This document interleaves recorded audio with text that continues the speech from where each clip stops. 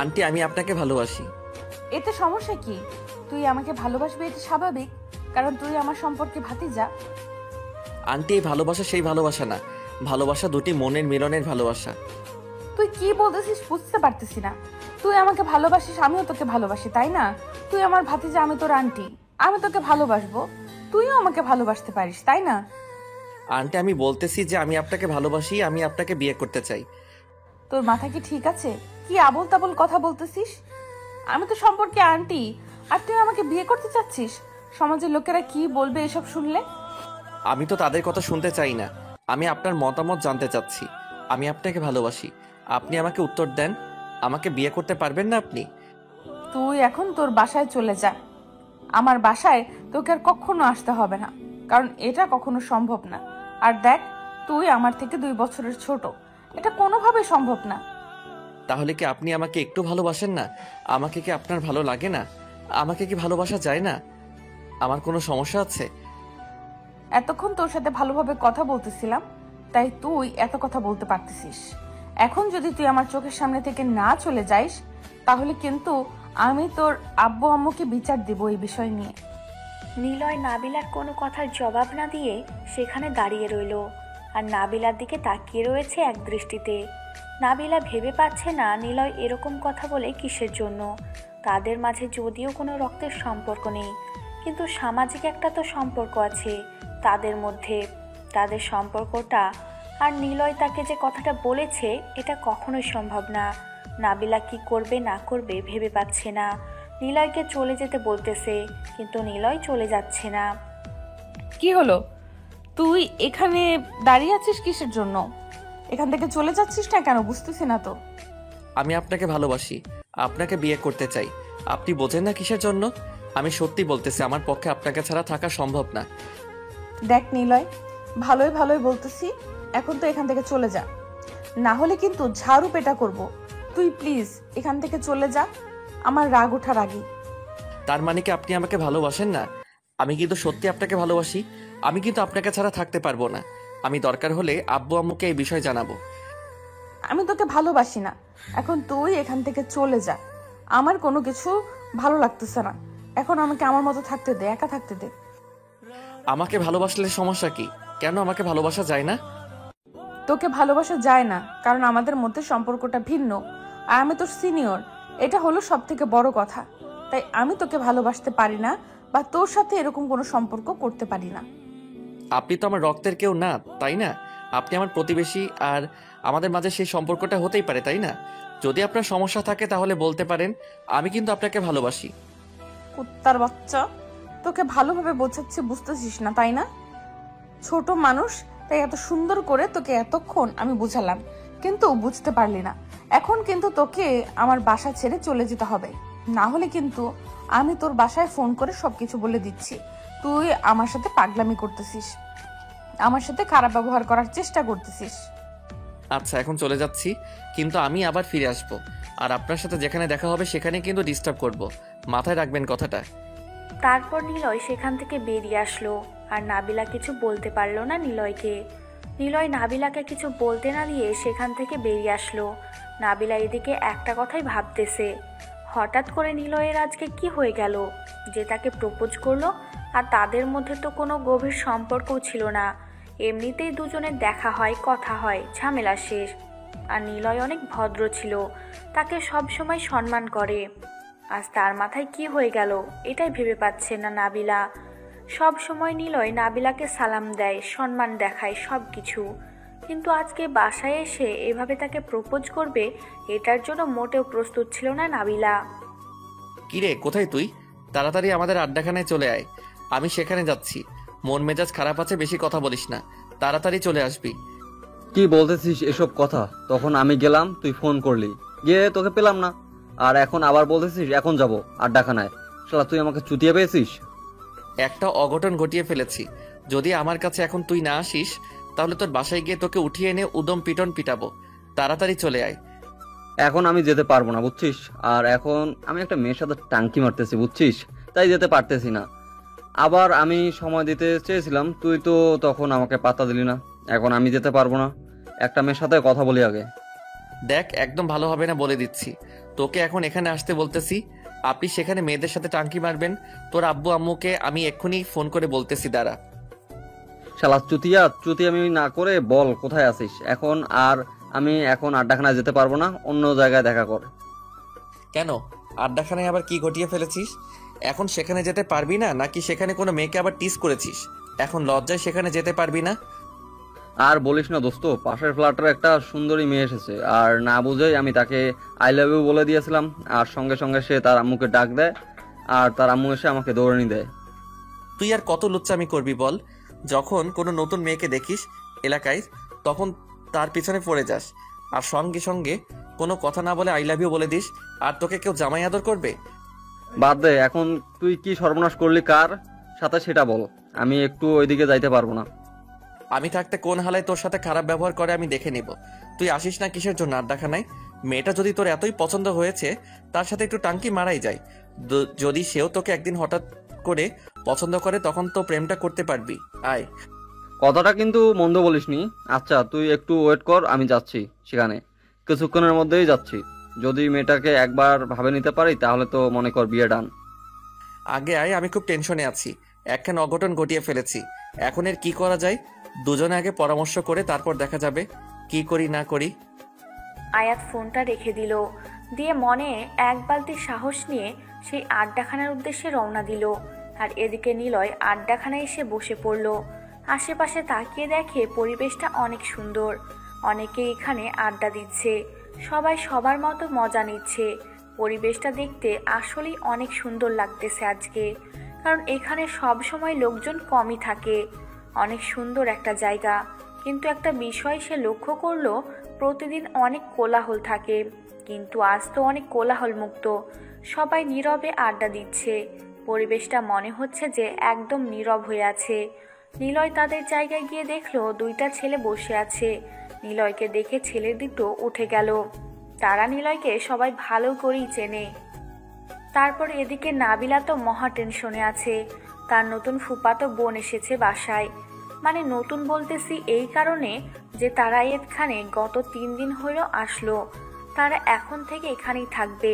আগে ঢাকায় ছিল, এখন ধরা রংপুরে থাকবে, কারণ তার বাবার রংপুরে ট্রান্সফরমেশন হয়েছে, তার জন্য তারা এখন থেকে এখানেই থাকবে। নাবিলা তো মহা টেনশনে আছে। তার ফুফাতো বোন যখন আসলো তখন সে একটু শান্তি পেল। সে যাই হোক, তার সাথে কথাগুলো শেয়ার করা যেতেই পারে। এতক্ষণ তো তাকে একা একা লাগতেছিল। নাবিলার ফুফাতো বোন এসে দেখে নাবিলা মন খারাপ করে বসে আছে। কিরে আপু, তুই এইভাবে মন খারাপ করে এখানে বসে আছিস কেন? তোকে দেখে মনে হচ্ছে কোনো কিছু নিয়ে অনেক চিন্তিত। আর বলিস না, অনেক টেনশনে আছি।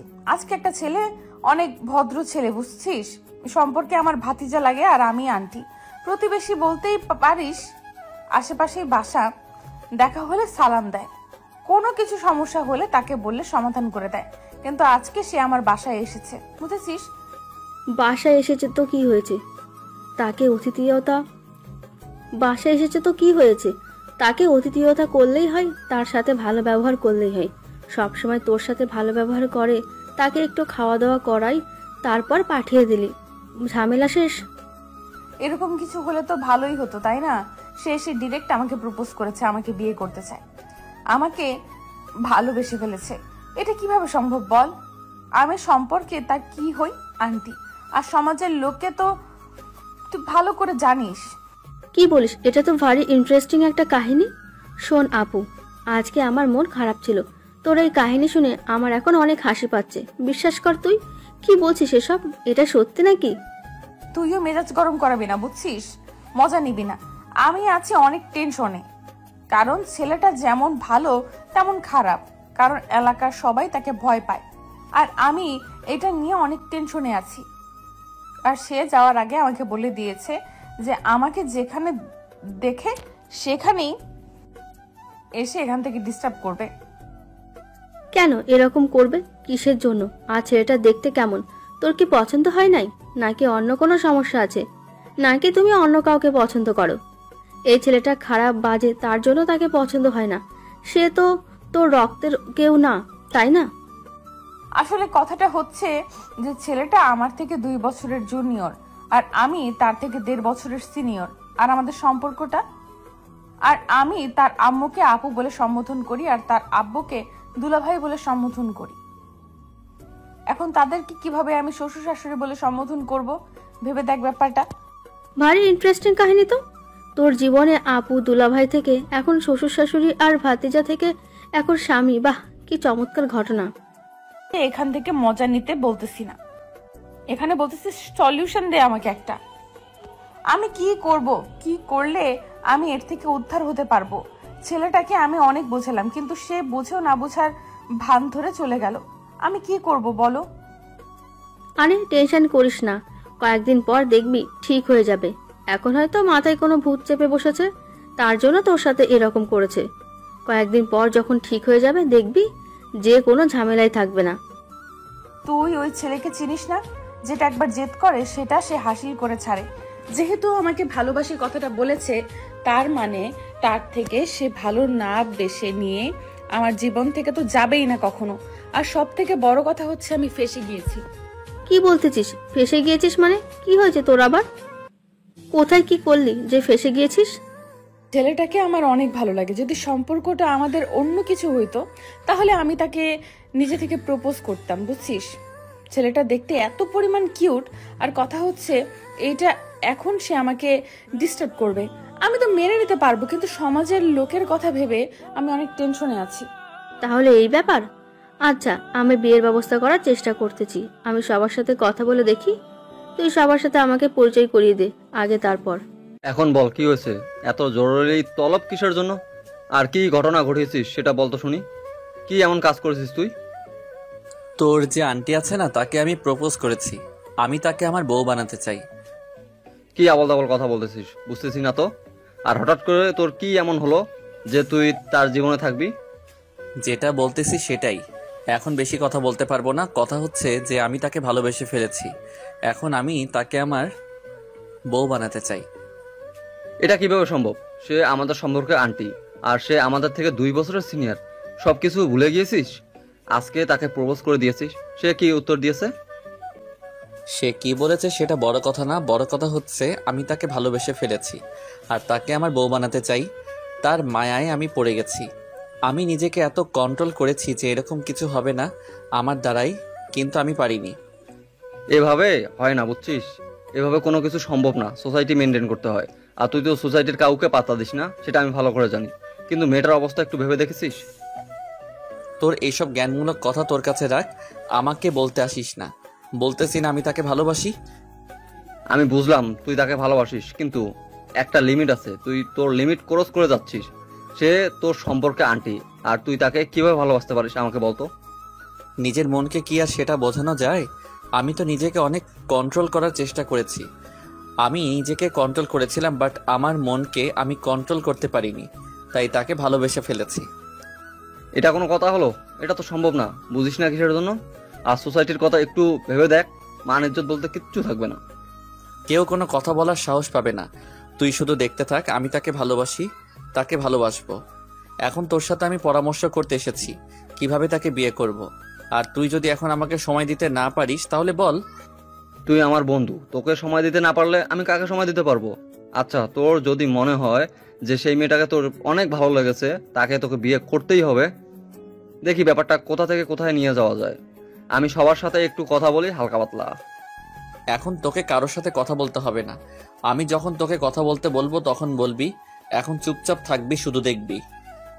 আচ্ছা, এখন তো বিকেল গড়িয়ে সন্ধ্যা হতে চলেছে। আজকের মতো তাহলে তুইও বাসায় যা, আমিও বাসায় চলে যাই।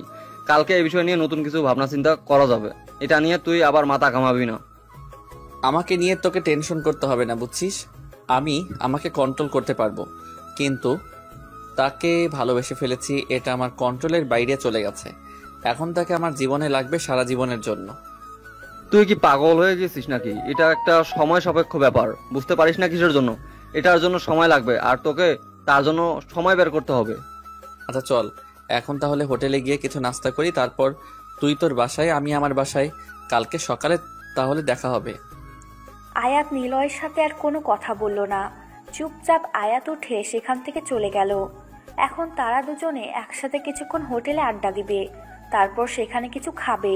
তারপর দুজন দুজনের বাসায় চলে যাবে। কিন্তু এদিকে নাবিল আর নীলা দুজনের মুখ গোমড়া করে বসে আছে। দুজনের মন খারাপ, কেউ কোনো কথা বলতেছে না। নাবিলার কথা শুনে নীলা তো পুরাই হতাশ হয়ে গিয়েছে। নাবিলা যেহেতু নিলয় নামের সেই ছেলেটাকে পছন্দ করে, তাহলে সমস্যাটাও তেমন কিছু না।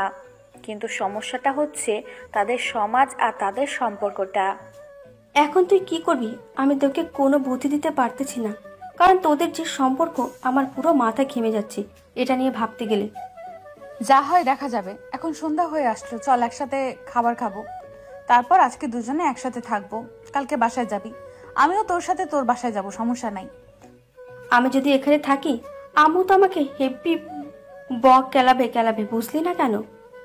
আর এখন তো আশেপাশেই থাকি, চাইলেই যখন মন চাই তখন চলে আসতে পারবো, সমস্যা নেই। আমি থাকতে তুই টেনশন করছিস কিসের জন্য বুঝতেছি না তো। আমি ফুফুকে ফোন করে বলে দিচ্ছি নীলা আজকে আমাদের এখানে থাকবে। ফুফু আর একটা কথা বলবে না, সেটা তো তুই ভালো করেই জানিস। আচ্ছা, তুই যদি কথা বলে ম্যানেজ করতে পারিস তাহলে আমার কোনো সমস্যা নেই। তাহলে তোর সাথে আরো ইন্টারেস্টিং কাহিনী শেয়ার করতে পারবো, তুই আমাকে তোর মনের কথাগুলো বলতে পারবি। তোর আবার কিসের ইন্টারেস্টিং কাহিনী বুঝলাম না তো। তুই আবার কোথায় কি করলি? আমি তো জানি তুই সাধু মেয়ে, তোর কোনো কাম নাই। আর বলিস না, আমরা তো পরশুদিন এখানে এসেছি, আজকে সকালে একটু বাইর হলাম। আর আমাদের বাসার সামনে তো জানিস একটা আড্ডা দেওয়ার মতো জায়গা আছে আমাদের বাসার সামনে। সেখান থেকে হুট করে একটা ছেলে আমাকে দেখে সরাসরি আমার সামনে এসে আমাকে আই লাভ ইউ বলে প্রপোজ করে দিল। কি বলিস, সত্যি তাই নাকি? ছেলেটা দেখতে কেমন রে? আর তোকে প্রথম দেখাতেই প্রপোজ করে দিয়েছে, মানে তুই তার চোখে কত সুন্দর হতে পারিস একটু ভেবে দেখেছিস? আর কথা বলিস না, আমি তো অনেক ভয় পেয়ে গিয়েছিলাম। ভয়ে চিল্লানি দিয়া আম্মুকে ডাক দিয়েছি, আর আম্মু একটা ঝাড়ু নিয়ে এসে ছেলেটাকেই দৌড়ানি দিয়েছে। আমি এখনো ভেবে মনে মনে হাসি দিচ্ছি। আহারে বেচারা, তাকে আজকে কত সুন্দর করতে হয়েছিল, ঝাড়ুর বাড়ি খেতে হয়েছিল। আর শুন, তুই এত সুন্দর একটা পরিবেশে তোর আম্মুকে ডাকতে গেলি কিসের জন্য? আর বলিস না তো, এখানে এসেছি নতুন কাউকে চিনি না, কে কেমন আমি কি জানি নাকি, আর এই সমাজের লোকেরা কেমন সেটাও তো আমি জানি না। আমি তো ভয় পেয়ে গেছিলাম, তার জন্য ডাকতে বাধ্য হয়েছি। আচ্ছা হয়েছে, অনেক কথা তো বললাম, এখন চল সব কিছু শেষ করি। আর এখন এসব নিয়ে গল্প গুজব করা ঠিক হবে না। আম্মু যে কোনো সময়ে শুনে নিলে আবার নানা ধরনের প্রশ্ন করবে। আচ্ছা তাহলে এইসব টপিক বাদ দে, এখন খাওয়া দাওয়া করি চল। আমার ক্ষুধা লেগেছে, তারপর ঘুমাবো। খুব ক্লান্ত লাগতেছে শরীরটা জানিস। বুঝতেছি না, এখানে এসে থেকে নিজেকে অসুস্থ মনে হচ্ছে। নতুন পরিবেশে এসেছিস না, তাই এরকম লাগবে দু একদিন গেলে যখন আবহাওয়াটা একদম তোর সাথে মানিয়ে যাবে তখন আর কোনো সমস্যা হবে না। তারপর তারা দুইজন মামাতো বোন আর ফুফাতো বোন চুপচাপ খাওয়া দাওয়ার প্ল্যানিং করে ফেললো, কি কি খাবে রাতে। তারপর তাদের ইচ্ছে অনুযায়ী সবকিছু রান্না করলো এবং নাবিলা তার আম্মুকে রান্নার কাজে সাহায্য করলো। সাথে তো নীলা ছিলই। আর এইদিকে বেচারা নিলয় বাসায় এসে ঠিকমতো শুয়ে থাকতে পারতেছে না। বারবার নাবিলার কথা মনে পড়তেছে, কি করবে না করবে ভেবে পাচ্ছে না। তাকে যে কিভাবে নিজের ভালোবাসাটা বুঝাবে আর তাকে যে কিভাবে নিজের আপন করে নেবে সেটাই ভেবে পাচ্ছে না নিলয়। দেখতে দেখতে রাত পার হয়ে সকাল হয়ে আসলো। সকালে কোনো মতে নাস্তা করে নিল, বেরিয়ে পড়লো যে কোন প্রকারে হোক নাবিলার সাথে দেখা করতে হবে। সারা রাত নাবিলাকে স্বপ্নে এসে দেখেছে। নাবিলা সকালে উঠে ফ্রেশ হয়ে নাস্তা করলো, আর সাথে নীলা ছিল। তারপর নীলার আম্মু নাবিলাকে ফোন দিল, নীলাকে এখন যেন বাসায় দিয়ে আসে। নাবিলা সেটা নীলাকে বলে দিল, কারণ নীলার আম্মু নীলাকে ছাড়া এক মুহূর্ত থাকতে পারে না। সেটা ছোটবেলা থেকেই নাবিলা ভালো করেই জানে। এখন নাবিলা আর নীলা দুজনে ঘর থেকে বেরিয়ে পড়লো। এখন উদ্দেশ্য দুজনেই নীলার বাসায় যাবে। রাস্তায় বেরিয়ে পড়েছে। আর এই দিক থেকে নিলয় বাসা থেকে বাইকটা নিয়ে নাবিলার বাসার উদ্দেশ্যে আসতেছে। হঠাৎ করে নাবিলাকে সে রাস্তার মাঝখানে দেখতে পেল। আর এত সকালে রাস্তায় তেমন মানুষজন নেই। নাবিলা নিলয়কে দেখতে পেয়ে ভয়ে শেষ।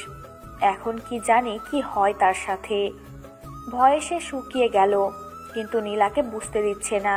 নিলয় গাড়ি থেকে নেমে এসে নাবিলার সামনে দাঁড়িয়ে পড়ল।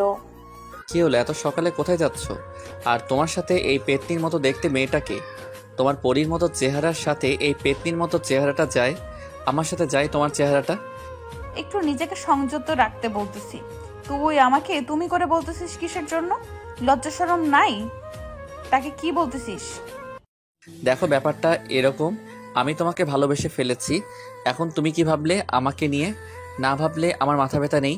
আজকে সারা রাত ঘুমাতে পারিনি। সারা রাত তোমাকে স্বপ্নে দেখেছি। তার কি হবে বলো? এখন এই বিষয়ে আমি তোমাকে কি বলতে পারি? আমি কি বলেছি তুমি আমাকে সারা রাত স্বপ্ন দেখো? আমি কি তোমাকে সেই অনুমতি দিয়েছি? আমি একটা জিনিস বুঝতে পারি না, মনটা আমার, চোখ দুটো আমার, পুরো মানুষটাই আমার, কিন্তু তারা কেউ আমার কন্ট্রোলে নেই কেন?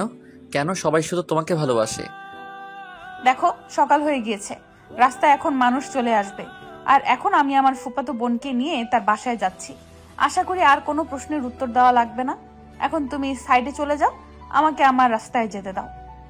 গতকাল বলছি না ভালোবাসি, আজকে বলেছি ভালোবাসি। উত্তরটা দিবেন নাকি আমি অন্য কোনো রাস্তা খুঁজে বের করব তোমাকে আমার করে নেওয়ার জন্য? বলতেছি না, এটা একটু বেশি বেশি হয়ে যাচ্ছে। আর তুই যদি আমার সাথে এরকম ব্যবহার করেছিস, আমি এখনই কিন্তু তোর বাসায় চলে যাব, কোথাও যাব না। তোর আব্বু আম্মুকে নালিশ দেব, তারপর যা করার তারা করবে। আমিও তো সেটাই যাচ্ছি, কারণ আমি তো সরাসরি তাদেরকে বলতে পারতেছি না তুমি যাও আমার বাসায়। আমি অনুমতি দিচ্ছি, তাদেরকে গিয়ে বলো, তখন বিষয়টা আরো সহজ হবে। দেখো, তুমি এখনো ছোট বাচ্চা, তোমার এখনো বয়স হয়নি ভালোবাসার, বা এটাকে বোঝার মতো তোমার ক্ষমতা হয়নি। তাই বলতেছি, এসব নিয়ে নাটক করা বন্ধ করো, পড়াশোনায় মন দাও, জীবনে অনেক সুন্দর একটা মেয়ে পাবে। আমাকে দেখে মনে হয় যে আমি অন্য কোনো মেয়ের জন্য তোমাকে ছেড়ে যেতে পারবো? আমার চোখের দিকে তাকিয়ে কথা বলো, আমার চোখের দিকে তাকাও বলতেছি। কথাটা বলে নিলয় নাবিলার হাত ধরল, আর এমন চোখ করেছে নাবিলা একদম শেষ। নীলা তো কি বলবে, নীলা ভয় নাবিলার পিছনে গিয়ে দাঁড়িয়ে পড়ল। আর নীলার বুঝতে বাকি নেই এটাই সেই ছেলে। আর নাবিলা যেটা বলেছিল, আসলেই দেখতে ছেলেটা অনেক হ্যান্ডসাম। নাবিলা ভয়ে শ্বাস বন্ধ করে আছে, কোনো কথা বলার সাহস পাচ্ছে না। আর নীলা তো ভয়ে 2 হাত দূরত্ব বজায় রেখেছে। নিলয় নাবিলার হাত এমন শক্ত করে চেপে ধরে রেখেছে, নাবিলার ব্যথা করছে, তাও কোনো শব্দ করার সাহস পাচ্ছে না। হঠাৎ করে নিলয় নাবিলার সাথে যেটা করলো, তার জন্য নাবিলা মোটেও প্রস্তুত ছিল না। নাবিলা ভেবেছিল যে জাস্ট হাতটা ধরেছে, কিন্তু হাত ধরে যে এরকম একটা কাণ্ড করবে নিলয়, সেটা বুঝতেই পারেনি নাবিলা। প্লিজ নীলা, ছেড়ে দে। রাস্তায় মানুষ দেখলে মান ইজ্জত কিছু থাকবে না। আমি সবার সামনে কলঙ্কিনী হয়ে যাব। প্লিজ আমাকে নষ্ট করিস না তুই। নষ্ট করলাম কোথায়? শুধু একটু ভালোবাসা দেখালাম, আর তোমাকে কিছু শিক্ষা দিলাম, কারণ তুমি তো আমার ভালোবাসা বোঝার চেষ্টা করতেছো না। অত্যাচার তো তোমাকে সহ্য করতে হবে। প্লিজ ছেড়ে দে, সবাই দেখে নিলে আমি কলঙ্কিত হয়ে যাব। আমি এই পৃথিবীতে বেঁচে থাকতে পারবো না। প্লিজ, তুই আমার সাথে এরকম করতেছিস কিসের জন্য? আমি তো সম্পর্কে আন্টি। কিসের আন্টিকে? আমি তো ভালোবাসি আপনাকে, বউ মানি। এখন থেকে আন্টি সম্পর্ক বাদ, এখন থেকে আপনি আমার বউ, এটাই মাথায় রাখবেন সব সময়। এবার কিন্তু সত্যি বেশি বেশি হয়ে যাচ্ছে। এবার কিন্তু তোমার পরিবারকে আমি জানাতে বাধ্য হব। তুমি এরকম পাগলামি করতে পারো না আমার সাথে। আচ্ছা, আমি তো আপনাকে পারমিশন দিয়ে দিয়েছি, তাই না? আর আপনাকে সম্মান দিয়ে কথা বলতেছি। যেহেতু আপনি আমার সিনিয়র বউ, তার জন্য আপনাকে সম্মান দিয়ে কথা বলতেই হবে আমাকে, না হলে এটা কেমন হয় না? তোকে আমি দেখে নিব, তুই আমার সর্বনাশ করতেছিস, তাই না? তুই আমার সাথে এরকম করতে পারিস না। আমি তোর নামে পুলিশের কাছে মামলা করব। আপনার যা খুশি করতে থাকেন, কিন্তু দিন শেষে আপনাকে আমার বউ হতে হবে। আন্টি যখন বউ আর সম্পর্ক, যেহেতু আমাদের আন্টি এবং ভাতিজা, তাই ওইসব ভুলে যান। সেটাতে কোনো রক্তের সম্পর্ক ছিল না। প্লিজ নিলয়, আমাকে এখন ছেড়ে দে। আমার সাথে আমার বোন যদি বাসায় বলে দেয়, আমাকে বাসা থেকে বিয়ে দিয়ে দিবে। সেই কথা আগে বলবা না যে তোমার সাথে আমার হবু শালিকা আছে? তাহলে তার সাথে একটু খুনসুটি দুষ্টুমি করতাম। চল নীলা, আর এখানে এক মুহূর্তও না। আর যাওয়ার আগে তোকে একটা কথা বলে যাচ্ছি, তুই ভুল করেও আমার সামনে আর কখনো আসার চেষ্টা করবি না, তাহলে কিন্তু আমি তোকে খুন করে ফেলবো। সেটা দেখা যাবে কে কাকে খুন করে, নাকি আপনি আমাকে ভালোবেসে ফেলেন সেটা তো আমি দেখিয়েই ছাড়বো। আর এই যে শালিকা, আপনাকে বলতেছি, বাসায় যদি একটু ম্যানেজ করতে পারেন তাহলে একটা বিয়ে খেতে পারলেন। কথাটা কিন্তু মন্দ বলেননি, বাট আপনি যেটা করতেছেন রাস্তাঘাটে এটা মোটেও ঠিক না। আপনি একটু ভেবে দেখেন, আপনি কিন্তু উচ্ছৃঙ্খলতা একটু বেশি দেখাচ্ছেন। তাহলে তুমি তোমার বোনকে বুঝিয়ে বলো যে আমার সাথে প্রেম করতে বা আমাকে বিয়ে করতে, দুটোর একটা হলেই চলবে। সারা জীবন একসাথে থাকতে হবে, এটা হচ্ছে বড় কথা। কিন্তু আপনি যে পন্থা গ্রহণ করতে চাচ্ছেন এটা মোটেও ঠিক না। আপনি একটা মেয়েকে এইভাবে সকালবেলা রাস্তায় একা পেয়ে তার সাথে খারাপ আচরণ করলেন, এটা কিন্তু মোটেও ঠিক হলো না। এটা ভালোবাসা বলে না, এটাকে বলে শরীরের চাহিদা। আচ্ছা, তাহলে এই ব্যাপার। আমার তাহলে ভুল হয়ে গেছে, আর আমি কন্ট্রোলে ছিলাম না, যার জন্য উল্টাপাল্টা হয়তো কিছু করলাম। তাকে ভালোবাসি, তাকে একটু চুম্মাচাটি দেওয়া যায়, সমস্যা কি? সেটা ঠিক আছে, বাট আপনি মোটেও কাজটা ঠিক করলেন না। এটার জন্য আপনাকে অনেক পস্তাতে হবে। আমার বোনকে যতটা সম্ভব আপনার থেকে আমি দূরে রাখবো। আচ্ছা, তাই নাকি? কই ভাবলাম যে তুমি আমাকে সাহায্য করবে, সেটা না করে তুমি তো দেখি এখন আমার শত্রুতা শুরু করতেছো।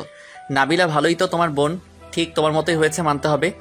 আর এখানে 1 মিনিট আমি থাকতেছি না, চল।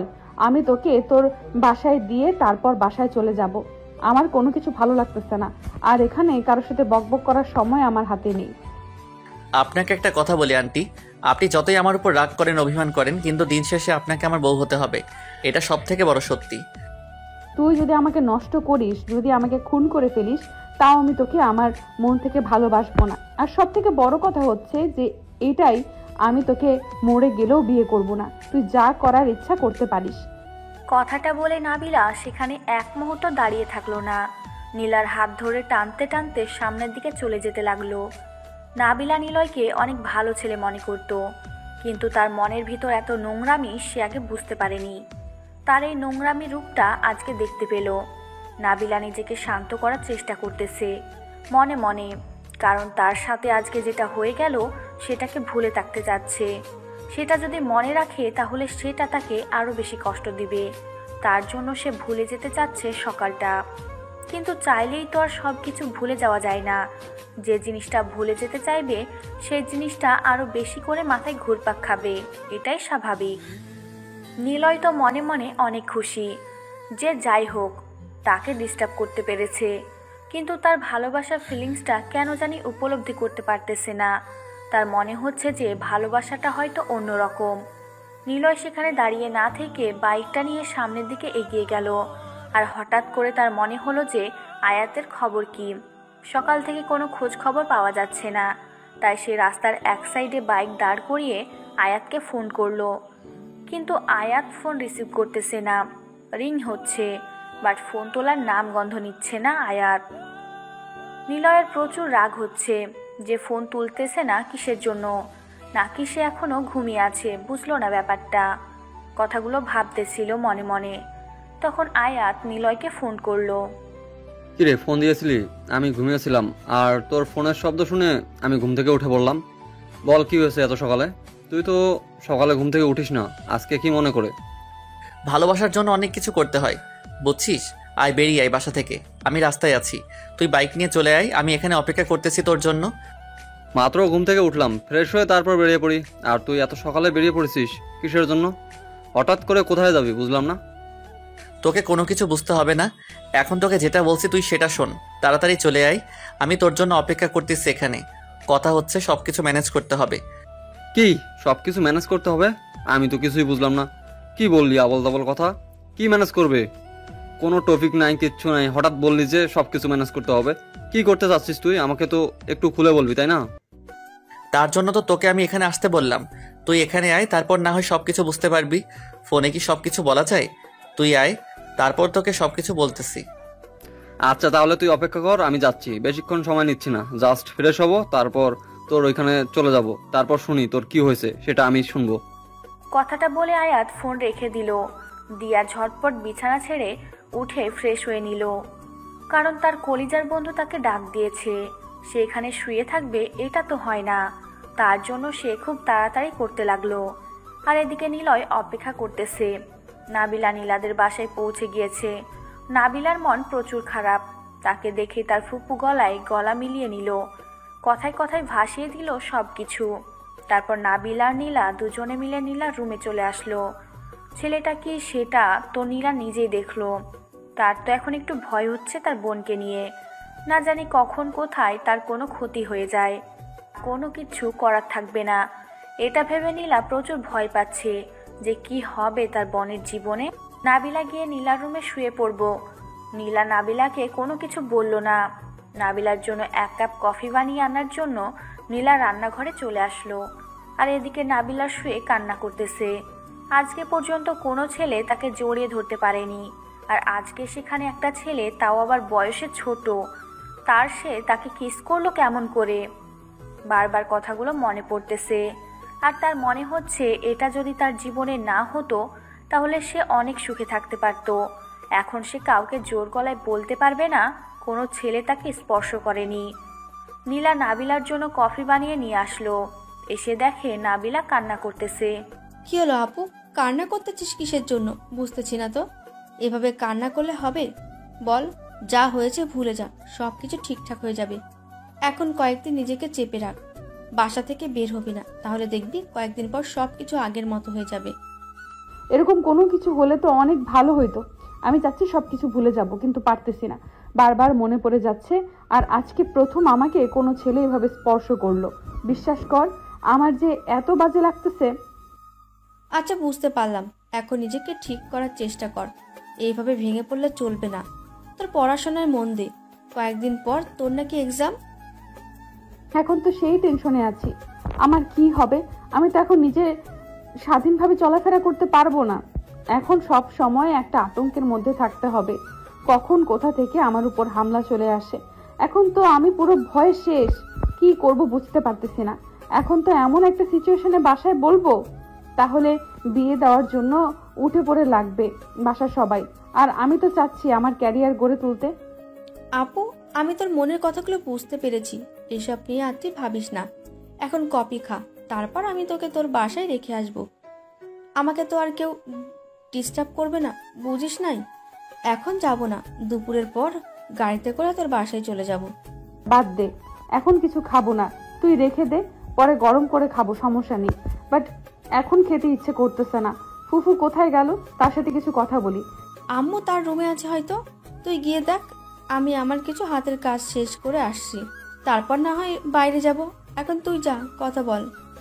আচ্ছা থাক, তাহলে তুই তোর কাজগুলো শেষ কর, আমি আমার ফুফুর সাথে কিছুক্ষণ গল্প করি, তারপরে একটু বাসায় চলে যাব। এখানে থাকতে ভালো লাগতেছে না, একটু মনটা ঠিক করি, তারপর বাসায় চলে যাব। কথাটা বলে নাবিলা রুম থেকে বেরিয়ে তার ফুপুর রুমের উদ্দেশ্যে চলে গেল। আর এদিকে নীলা তার কাজগুলো করা শুরু করে দিল। তার এখন অন্য কিছু ভালো লাগবে না। তাই সে তার হাতের কাজগুলো শেষ করতে ব্যস্ত হয়ে গেল। আর নাবিলা তার ফুপুর কাছে এসে গল্প করা শুরু করে দিল। আর এদিকে আয়াত বাসা থেকে বেরিয়ে পড়েছে। নিলয় তার জন্য অপেক্ষা করতেছে।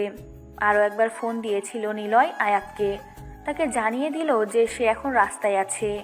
তাই আর বেশিক্ষণ কথা হলো না তাদের মাঝে। একটু পর আয়াত নিলয়ের কাছে চলে আসলো। নিলয়ের দিকে তাকিয়ে অবাক হয়ে গেল। এ কি হাল, এটা কিভাবে হলো? আয়াত তো বুঝতেই পারতেছে না। আয়াত দৌড়ে গিয়ে ওকে ধরে নিল। তারপর অ্যাম্বুলেন্স ফোন করে ডাক দিয়ে হসপিটালে নিয়ে গেল নিলয়কে।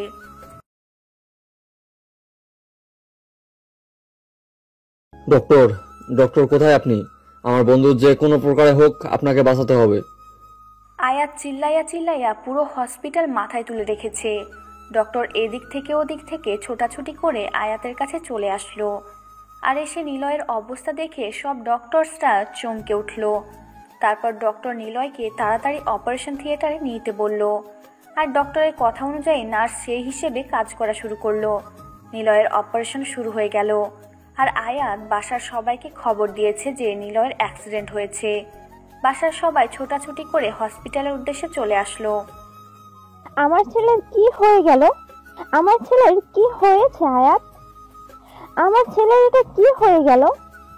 আমি তো কিছুই বুঝতে পারতেছি না আন্টি। আমি সকালে ঘুম থেকে উঠলাম, তখন নীলা আমাকে ফোন করলো যে রাস্তায় আয়, আড্ডা দেই। আমি বাসা থেকে বেরিয়ে পড়লাম। আর বাসা থেকে বের হওয়ার সময় নীলের সাথে কথা হলো, আর এসে দেখি এই অবস্থা। আমার ছেলের কোনো কিছু হয়ে গেলে আমি এই পৃথিবীতে বেঁচে থাকবো কি নিয়ে? আমি যে কোনো মূল্যে আমার ছেলেকে আমার কাছে ফেরত চাই।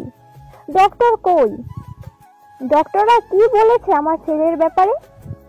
এত উত্তেজিত হবেন না আন্টি, আপনি একটু নিজেকে কন্ট্রোল করুন, শান্তভাবে বসে থাকেন। ডক্টর অপারেশন থিয়েটারে গিয়েছে, নিলয়কে তারা বের হলে আমাদের খবরটা জানতে পারবো। এটা আমার ছেলের সাথে কি হয়ে গেল? আমি কি নিয়ে বেঁচে থাকবো? আমি থাকতে পারবো না। আমাকে আমার ছেলের কাছে নিয়ে যাও। আমাকে আমার ছেলের কাছে নিয়ে যাও। আমার ছেলেকে আমার কাছে এনে দাও।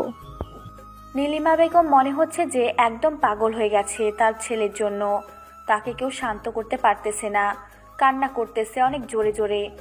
অনেক মানুষ ভিড় জমাইছে সেখানে, দাঁড়িয়ে দেখতেছে নীলিমা বেগম এর কর্মকাণ্ড।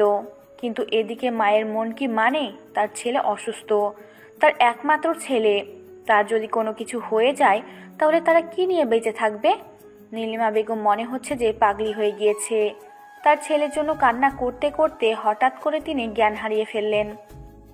আয়াত, এটা কিভাবে হলো? তুমি গিয়ে সেখানে কি দেখতে পেয়েছো? আর তার সাথে কেমনে অ্যাক্সিডেন্ট হয়েছে? কেউ কিছু করেছে ইচ্ছাকৃতভাবে তার উপর আক্রমণ করেছে, নাকি তার ভুলবশত অ্যাক্সিডেন্ট হয়েছে? আঙ্কেল, আমি সঠিক বলতে পারতেছি না, কারণ হচ্ছে আমি সেখানে গিয়ে দেখি নিলয় রাস্তায় পড়ে আছে আর আশেপাশে কোনো মানুষ নেই, শুধু তার বাইকটা এক সাইডে পড়ে আছে। আমি তো কল্পনা করতে পারিনি যে এরকম একটা অবস্থা আমি দেখব। আচ্ছা, এখন ডক্টর কি বলেছে? আমার ছেলে কি সুস্থ হবে নাকি কি হয়েছে? তোমাকে তো নিশ্চয়ই কিছু বলেছে, তাই না? তুমি আমাকে বলো, আমার ছেলের কি কোনো ক্ষতি হবে? আঙ্কেল, আপনি নিজেকে কন্ট্রোল করুন, শান্ত হয়ে বসে থাকেন। ডক্টর বেরিয়ে না আসা পর্যন্ত আমি কিছু বলতে পারতেছি না, কারণ নিলয়ের অবস্থা অনেক খারাপ ছিল। আমি শুধু এটাই বলতে পারি যে আমার বন্ধুর কিচ্ছু হবে না, সে আবার আমাদের মাঝে ফিরে আসবে। তুমি এখন একটু খোঁজ নেওয়ার চেষ্টা করো, কে এরকম করেছে। তার ভুলবশত কিনা আশেপাশে কেউ না তো কেউ ছিল, কেউ তো দেখেছে আমার ছেলেকে, তাই না? তুমি একটু খোঁজ খবর নেওয়ার চেষ্টা করো, আমি বাকিটা দেখে নেব। আঙ্কেল, এসব নিয়ে একদম টেনশন করবেন না। আগে আমার বন্ধু ঠিক হোক, মানে আপনার ছেলে সুস্থ হোক, তারপর তার মুখ থেকে আমরা সবকিছু শুনতে পারবো। এখন আপাতত আপনি আন্টিকে সামলানোর চেষ্টা করেন। আন্টির অবস্থা খুব করুণ। তুমি ভালো করে জানো আমাদের বিষয়ে, বলতে পারো তুমি আমাদের পরিবারের দ্বিতীয় সন্তান। আমাদের বাসায় সবসময় তুমি আসা যাওয়া করো। তুমি তোমার আন্টিকে ভালো করে চেনো, তিনি তার ছেলে কতটা ভালোবাসে। আয়াত আর সেখানে একটা কথা বলার সুযোগ পেল না, কারণ সে সব কিছু জানে যে নিলয়ের আম্মু নিলয়কে এবং আয়াতকে কতটা ভালোবাসে। দুজনকে প্রায় সমপরিমাণ ভালোবাসে, নিজের সন্তানের মতো দেখে দুজনকে। যদিও আয়াত তার নিজের সন্তান না, কিন্তু যখন আয়াত নিলয়ের বাসায় থাকে মনে হয় যে সে নিজের বাসায় আছে। আয়াত চুপচাপ এক সাইডে গিয়ে দাঁড়িয়ে পড়ল আর ভাবতে লাগলো এরকমটা কিভাবে হতে পারে। তার তো কোনো শত্রু নেই, আর অনেক দিন থেকে তো তারা দুজন কারোর সাথে ঝামেলা করে না। অনেক দিন হয়ে গেছে যে তারা আন্ডারওয়ার্ল্ড ছেড়ে দিয়ে এসেছে আর সেই শহর থেকে অনেক দূরে চলে এসেছে। তাহলে কিভাবে এটা হতে পারে? আয়াত মনে মনে অনেক কিছু চিন্তা করতেছে। তাহলে কি কেউ এই শহরে এসেছে যে আয়াত আর নিলয়ের ক্ষতি করার জন্য, নাকি কিছু বুঝতে পারতেছে না আয়াত। পুরো টেনশনে আছে নিলয়ের, কোনো কিছু হয়ে গেলে আয়াত কাউকে জিন্দা রাখবে না।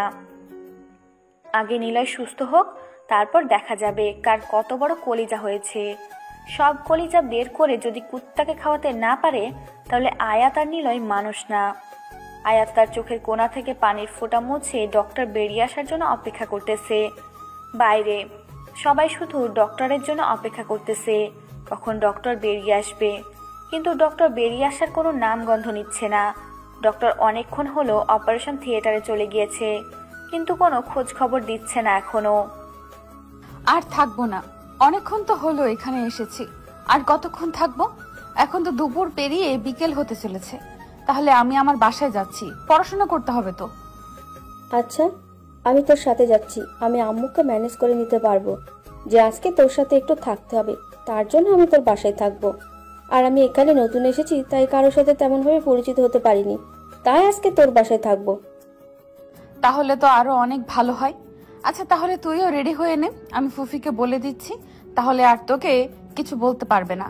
বলবো যে তুই এখানে নতুন এসেছিস, আমার সাথে 2-1 দিন থাকলে তুই পরিবেশের সাথে মানায় নিতে পারবি।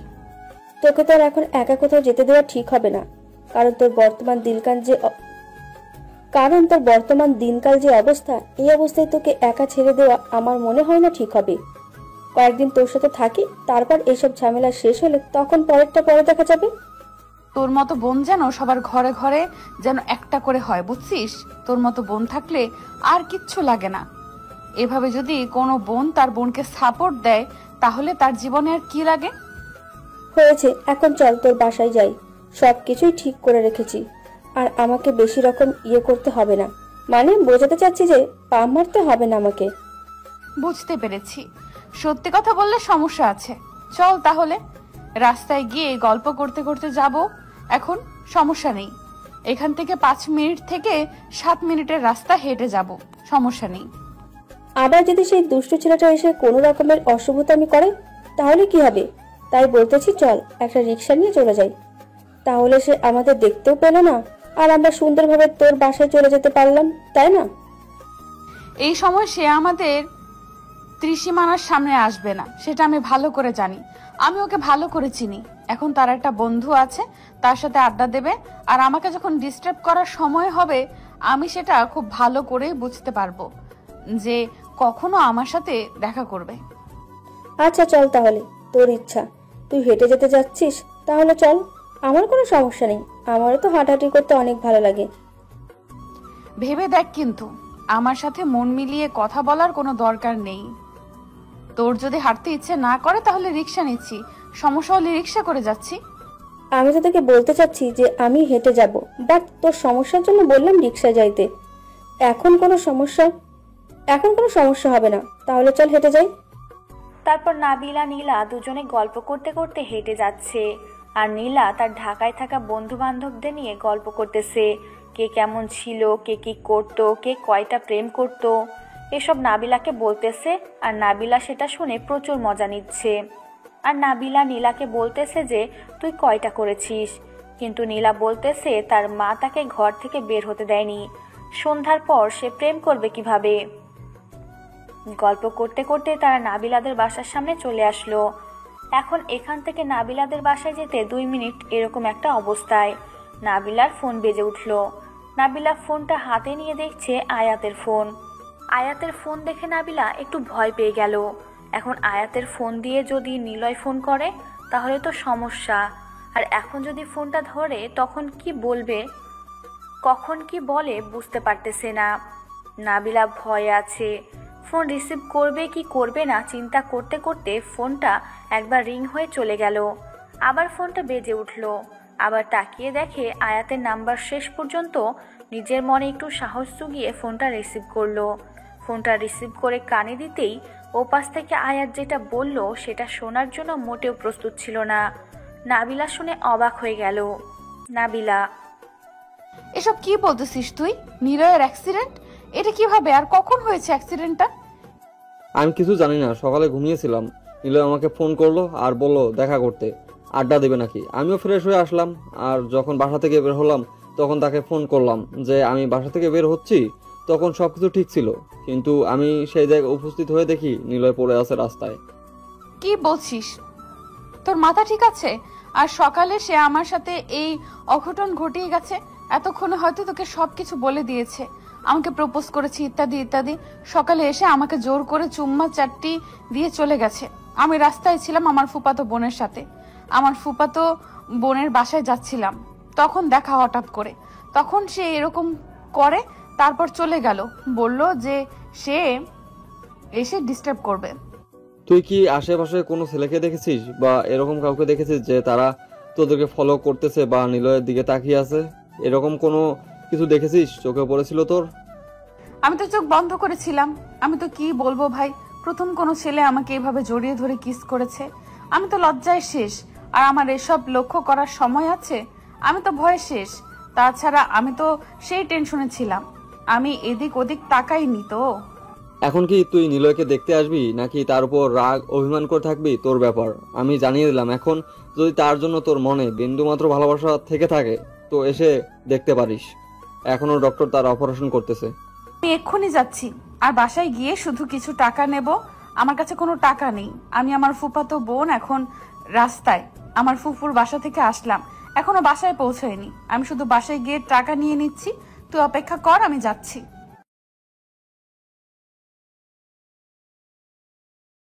কি হলো? তুই এইরকম করতেছিস কেন? আমাকে বল তোর কি হয়েছে, কান্না করছিস কেন? নিলয় অ্যাক্সিডেন্ট করেছে, এখন হসপিটালে আছে। ডক্টর তার অপারেশন করতেছে। আমি কিছু বুঝতে পারতেছি না কেমনে কি হলো। কি বলছিস এসব কথা? কেমনে আর অ্যাক্সিডেন্ট হলো কিভাবে? সকালে তো আমাদের সাথে দেখা হলো তার। তুই যেখানে ছিলি আমিও সেখানে ছিলাম, আমরা দুজন তো একসাথেই ছিলাম, তাহলে আমি কিভাবে বলতে পারি? এখন চল হসপিটালে গিয়ে দেখি কি হয়েছে। আচ্ছা শোন, তাহলে তুই বাসায় কিছু বলবি না, না বলে গেলে তোকে নিয়ে আবার বাসায় যদি টেনশন করে তখন? কিছু হবে না, তুই আগে চল দেখি গিয়ে কি হয়েছে। বাসায় টেনশন পরে কর, আগে দেখি ছেলেটার কি অবস্থা। এরকম করে অ্যাক্সিডেন্ট হয় কেমনে? এরকম করছিস কেন তুই? নিজেকে শান্ত করে রাখ, না হলে পরে আবার তোকে নিয়ে দৌড়াদৌড়ি করতে হবে আমাকে। নিজেকে কন্ট্রোল রাখ। নাবিলা নীলাকে সঙ্গে করে নিয়ে গাড়িতে করে রংপুর হসপিটালে চলে আসলো। নাবিলা হসপিটালে এসে দেখছে অনেক মানুষ সেখানে বসে আছে। নাবিলা আয়াতকে খুঁজতে লাগলো, কারণ নাবিলা আয়াতকে ছাড়া এখানে আর কাউকে চেনে না। একজনকে জিজ্ঞেস করলো যে অ্যাক্সিডেন্টের পেশেন্টটাকে কোথায় নেওয়া হয়েছে। নার্স দেখিয়ে দিল কোন দিকে যেতে হবে। নাবিলা নীলাকে নিয়ে দ্রুত সেই জায়গায় চলে আসলো। এসে দেখে অনেক মানুষ এখানে বসে আছে, কেউ কেউ কান্না করতেছে। কয়েকজন মুরব্বী মানুষ সেখানে দাঁড়িয়ে আছে মুখ গোমরা করে। নাবিলা সবার মাঝে আয়াতকে খুঁজতে লাগলো, কিন্তু আয়াতকে দেখতে পাচ্ছে না। ডক্টর, আমার বন্ধুর কি অবস্থা? আপনি কি দেখলেন আর কি বুঝলেন? এখন বাইরে সবাই অপেক্ষা করতেছে, প্লিজ আপনি একটা কিছু বলেন। অল্পের জন্য বেঁচে গিয়েছে, আর 1 মিনিট যদি দেরি করে তাকে অপারেশন থিয়েটার নিয়ে যাওয়া হয়তো, তাহলে হয়তো আমরা তাকে বাঁচাতে পারতাম না। কিন্তু আল্লাহ তাআলার অশেষ রহমত, আমরা তাকে বাঁচাতে পেরেছি। আচ্ছা ডক্টর, আপনি আমাকে এটা আগে বলুন তো, তার কি অজান্তে অ্যাক্সিডেন্ট হয়েছে নাকি কোনো আঘাতপ্রাপ্ত? আপনারা তো অপারেশন করার সময় বুঝতে পেরেছিলেন যে কোনটা অ্যাক্সিডেন্ট আর কোনটা আঘাত। দেখো, আমরা এখানে যেটা বুঝতে পারলাম, আমাদের মনে হচ্ছে যে ছেলেটাকে কেউ আঘাত করেছে, কারণ আঘাত না করলে তো তার বুকের সমস্যা হওয়ার কথা ছিল না। এমনিতেই যদি অ্যাক্সিডেন্ট হইতো তাহলে পায়ে বা কোমরে বা মাথায় ব্যথা পাইতো। ডক্টর, আর কতক্ষণ লাগবে আমার বন্ধুর জ্ঞান ফিরে আসতে? আমি তাহলে বাইরে গিয়ে সবাইকে সুসংবাদ দেই। অনেক কান্নাকাটি করতেছে তো, সবাই অনেক চিন্তিত। আজকে রাতের মধ্যেই জ্ঞান ফিরে আসবে, সমস্যা নেই। মনে হচ্ছে তাকে একদম পুরোপুরি মেরে ফেলতে চেয়েছিল, কিন্তু আর একটুর জন্য বেঁচে গিয়েছে। আর একটু লেট হলে তাহলে শেষ। ডক্টর, ধন্যবাদ আপনাকে আমার বন্ধুকে এই পৃথিবীতে বেঁচে থাকার জন্য সাহায্য করার জন্য, আর আল্লাহ তাআলার কাছে লক্ষ কোটি শুকরিয়া, আলহামদুলিল্লাহ। আচ্ছা, তাহলে আপনি এখন বাহিরে গিয়ে সবাইকে জানিয়ে দেন যে রোগী এখন পুরোপুরি ঠিক আছে। আমরা কিছুক্ষণ পর পেশেন্টকে কেবিনে শিফট করব, তখন দেখতে পারবে। আয়াত ডক্টরের কথা মতো সেখান থেকে বেরিয়ে আসলো।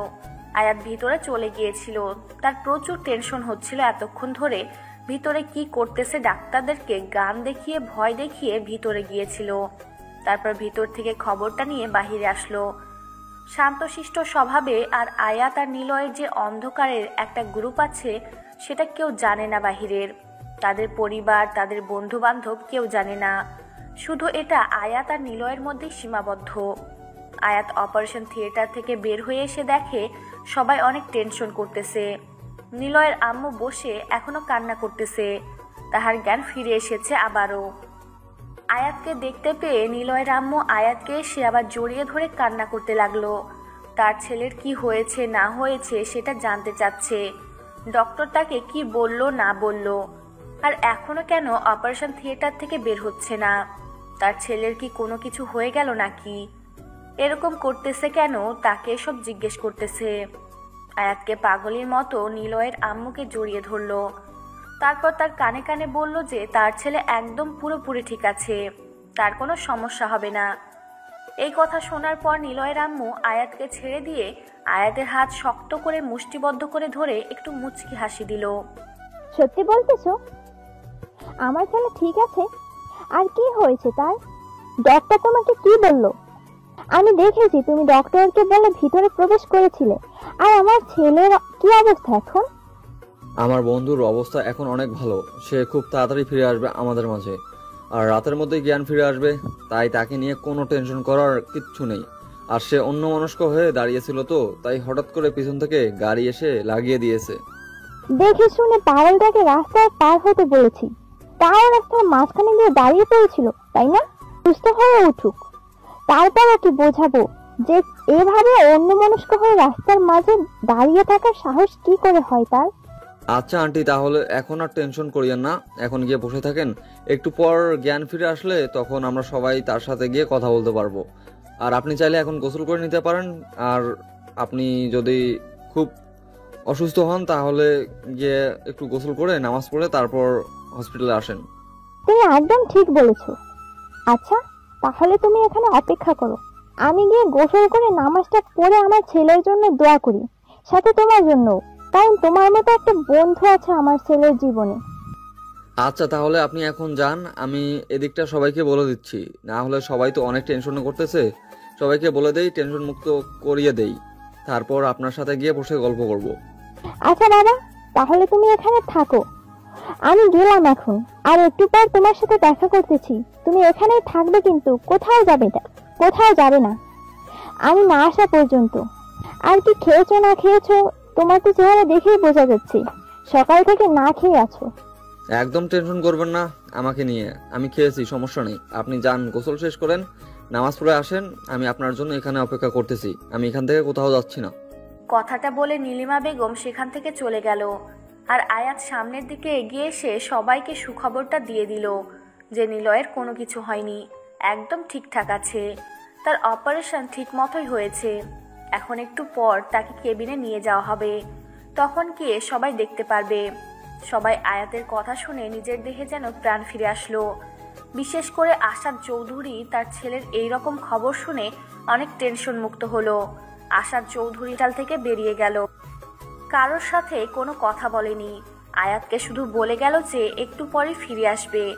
কোথায় জানি গেল, আর আঘাত সেদিকে তোয়াক্কা করলো না, কারণ এখন একটু ব্যস্ত থাকতেই পারে। আয়াত সামনের দিকে তাকিয়ে দেখে নাবিলা সেখানে দাঁড়িয়ে আছে। নাবিলার সাথে একটা মেয়ে দাঁড়িয়ে আছে। একটু ভালোভাবে লক্ষ্য করে দেখলো যে গতকাল যে মেয়েটাকে আয়াত আই লাভ ইউ বলেছিল প্রথম দেখাতে, সেই মেয়েটা নাবিলার সাথে। আয়াতের এটা কোনোভাবেই মাথায় ঢুকতেছে নাবিলার সাথে ওই মেয়ের কি কানেকশন থাকতে পারে, কিভাবে তাদের পরিচয়, কিছুই বুঝতে পারতেছে না আয়াত। আয়াত এখন সামনে যাবে নাকি সেখান থেকে পালিয়ে যাবে বুঝতে পারতেছে না। এদিকে নাবিলা দেখে ফেলেছে। নাবিলা আয়াতকে দেখেই ডাক দিয়ে এগিয়ে আসতে লাগলো। আর নীলা সেখান থেকে আয়াতকে দেখে ভয় পেয়ে গেল। এটাই তো সেই ছেলে, এখন কি হবে? এটাই তাহলে নিলয়ের বন্ধু, মানে কি একটা অবস্থা। নিলয়ের বন্ধু নীলাকে ডিস্টার্ব করতেছে, আর নিলয় নাবিলাকে। আজও ব্যাপার ঘটে গেল নীলার সাথে। আমাকে দেখেও না দেখার ভান করে এদিক ওদিক চলে যাওয়ার বাহানা খুঁজতেছিস কিসের জন্য? ব্যাপারটা কি বুঝতে পারলাম না। আর কুত্তাটার খবর কি, মরেছে নাকি বেঁচে আছে? কুত্তাটা যদি মরে যেত তাহলে মনে হচ্ছে প্রচুর খুশি হইতি তুই। এখন অন্তত একটু সম্মান দিয়ে কথা বল। আমি তো সম্পর্কে আন্টি, তাই না? সবসময় তো তুই করে বলিস, এখন অন্তত একটু সম্মান কর। কার সাথে? সাথে আমার বোন আছে। সেই জন্য তো এত ভয় পাচ্ছিস, তোর এই বোনের জন্য তো যত কাহিনী করেছে আমার সাথে। এখন কথা হচ্ছে তোকে সম্মান দেওয়ার থেকে কুত্তাকে সম্মান দেওয়া বেশি বেটার মনে করতেছি আমি। এসব কথা বাদ দে, এখন আজাইরা কথা শুনতে যাচ্ছি না তোর মুখ থেকে। এখন নিলয়ের খবর কি? অপারেশন থিয়েটার থেকে ডক্টর বের হয়েছে? তার কোনো খোঁজ খবর দিয়েছে? খবর বলতে তাকে কে জানি আঘাত করেছিল, যার জন্য রক্তাক্ত হয়। হয়তো 1 থেকে 2 মিনিট দেরি করে নিয়ে আসলে তাকে আমরা আর ফিরে পেতাম না, চলে যেত না ফেরার দেশে। এখন মোটামুটি সুস্থ আছে, একটু পর তাকে কেবিনে নিয়ে যাওয়া হবে, তখন দেখতে পারবো। মরে গেলেই বেঁচে যেতাম, তাহলে কেউ আমাকে ডিস্টার্ব করতে পারতো না। এখন বেঁচে গিয়েছে, এখন তো আবার আমাকে অত্যাচার সহ্য করতে হবে। আর সব থেকে বড় কথা হলো, তাকে কে মেরে ফেলতে চাইবে? কে? এই এলাকায় এরকম বুকের পাটা কার আছে? আমি তো সেটাই বুঝতে পারতেছি না, কে এত বড় সাহস করলো। আগে আমার বন্ধুর জ্ঞান ফিরে আসুক, তারপর ব্যাপারটা দেখা যাবে। তোকে একটা কথা বলি, তুই কি সত্যি নিলয়কে ভালোবাসিস না, বা তোর ভালো লাগে না? দেখ, এসব নিয়ে এখন আমি কোনো কথা বলতে চাই না। এখন এখানে এসেছি তাকে দেখতে। অ্যাক্সিডেন্ট করেছে সে, যতই আমার শত্রু হোক না কেন, আমার তো একদিন না একদিন উপকার করেছে। আমাদের দায়িত্ব আছে তাকে দেখার, তাই না? তোকে একটা কথা বলি, নিলয় কিন্তু তোকে সত্যি সত্যি অনেক ভালোবাসে। তুই তো ভালো করে জানিস নিলয় আমাকে কতটা আপন ভাবে, আর সব সময় সব কথা আমার সাথে শেয়ার করে। অনেক দিন ট্রাই করছে তোকে এই কথা বলবে না, তোর থেকে দূরে থাকবে, তোকে ভুলে যাবে। তার জন্য কত কি করেছে।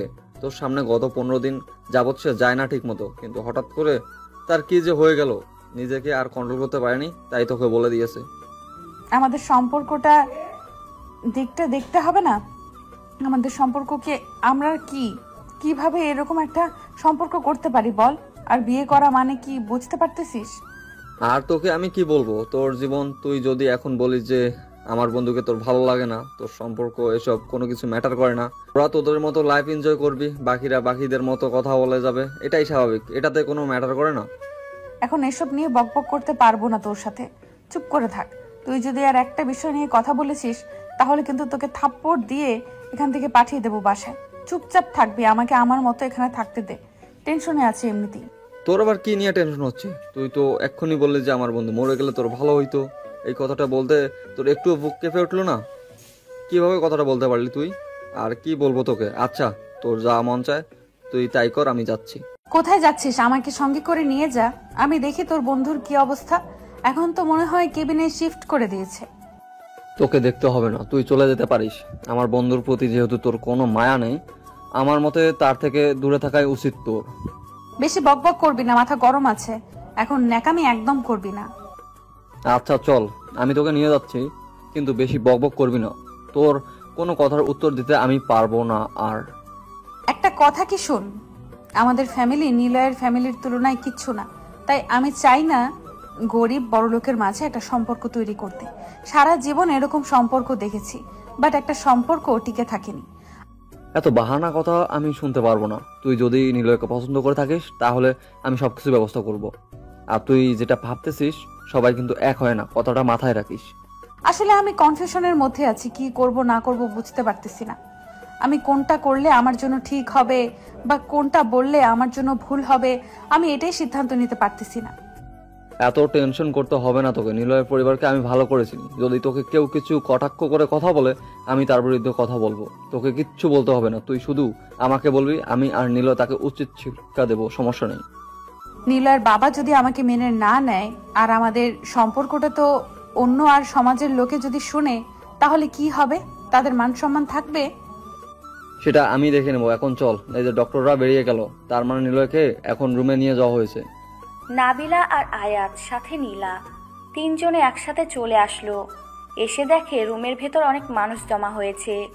তাই আয়াত ভেতরে চলে গেল না এখন, কারণ সবাই একটু আধটু কথা বলতেছে। ডক্টর এসে সবাইকে বের করে দিল। তারপর সবাই এক এক করে চলে গেল। একদম ফাঁকা হয়ে গেল। আয়াত রুমের ভেতর প্রবেশ করে দেখে নিল নিলয় আয়াতের দিকে তাকিয়ে আছে অন্যরকম চাহনি দিয়ে। আয়াত কিছু বলতে পারতেছে না নিলয়ের অবস্থা দেখে। আয়াতের যে কতটা মনের ভিতর কষ্ট লাগতেছে সে প্রকাশ করছে না, কিন্তু মনের ভিতর যেটা শুরু হয়ে গিয়েছে সেটা আয়াত বুঝতেছে। তারপর নিলয়ের সাথে আয়াত কোনো কথা না বলে নাবিলাকে ডাক দিল। নাবিলাকে সেখানে দেখে নিলয় অবাক হয়ে গেল। আমার সাথে কোনো কথা বলতে হবে না, আমি এখন বাইরে যাচ্ছি। নাবিলা এখানে এসেছে, তোরা দুজনে একসাথে কথা বলতে থাক। তোদের কোনো সমস্যা থাকলে মিটমাট করে নিতে পারিস। সুস্থ হলে তোদের বিয়েটা হচ্ছে, এখন বাকি সব কিছুতেই কথা বলে নিতে পারিস। কি আবোল তাবোল কথা বলছিস? মাথা ঠিক আছে তোর? কি উল্টোপাল্টা কথা বলতেছিস? একটা থাপ্পড় দেব জানিস? যা এখান থেকে। আমি ভালো করে জানি, আর এখানে আমার কোনো কাজ নেই, তাই আমি এখান থেকে চলে যাচ্ছি। এই যে মিস, আপনি আমার সাথে আসেন, আপনার সাথে আমার কথা আছে। আপনার এখানে কোনো কাজ নেই।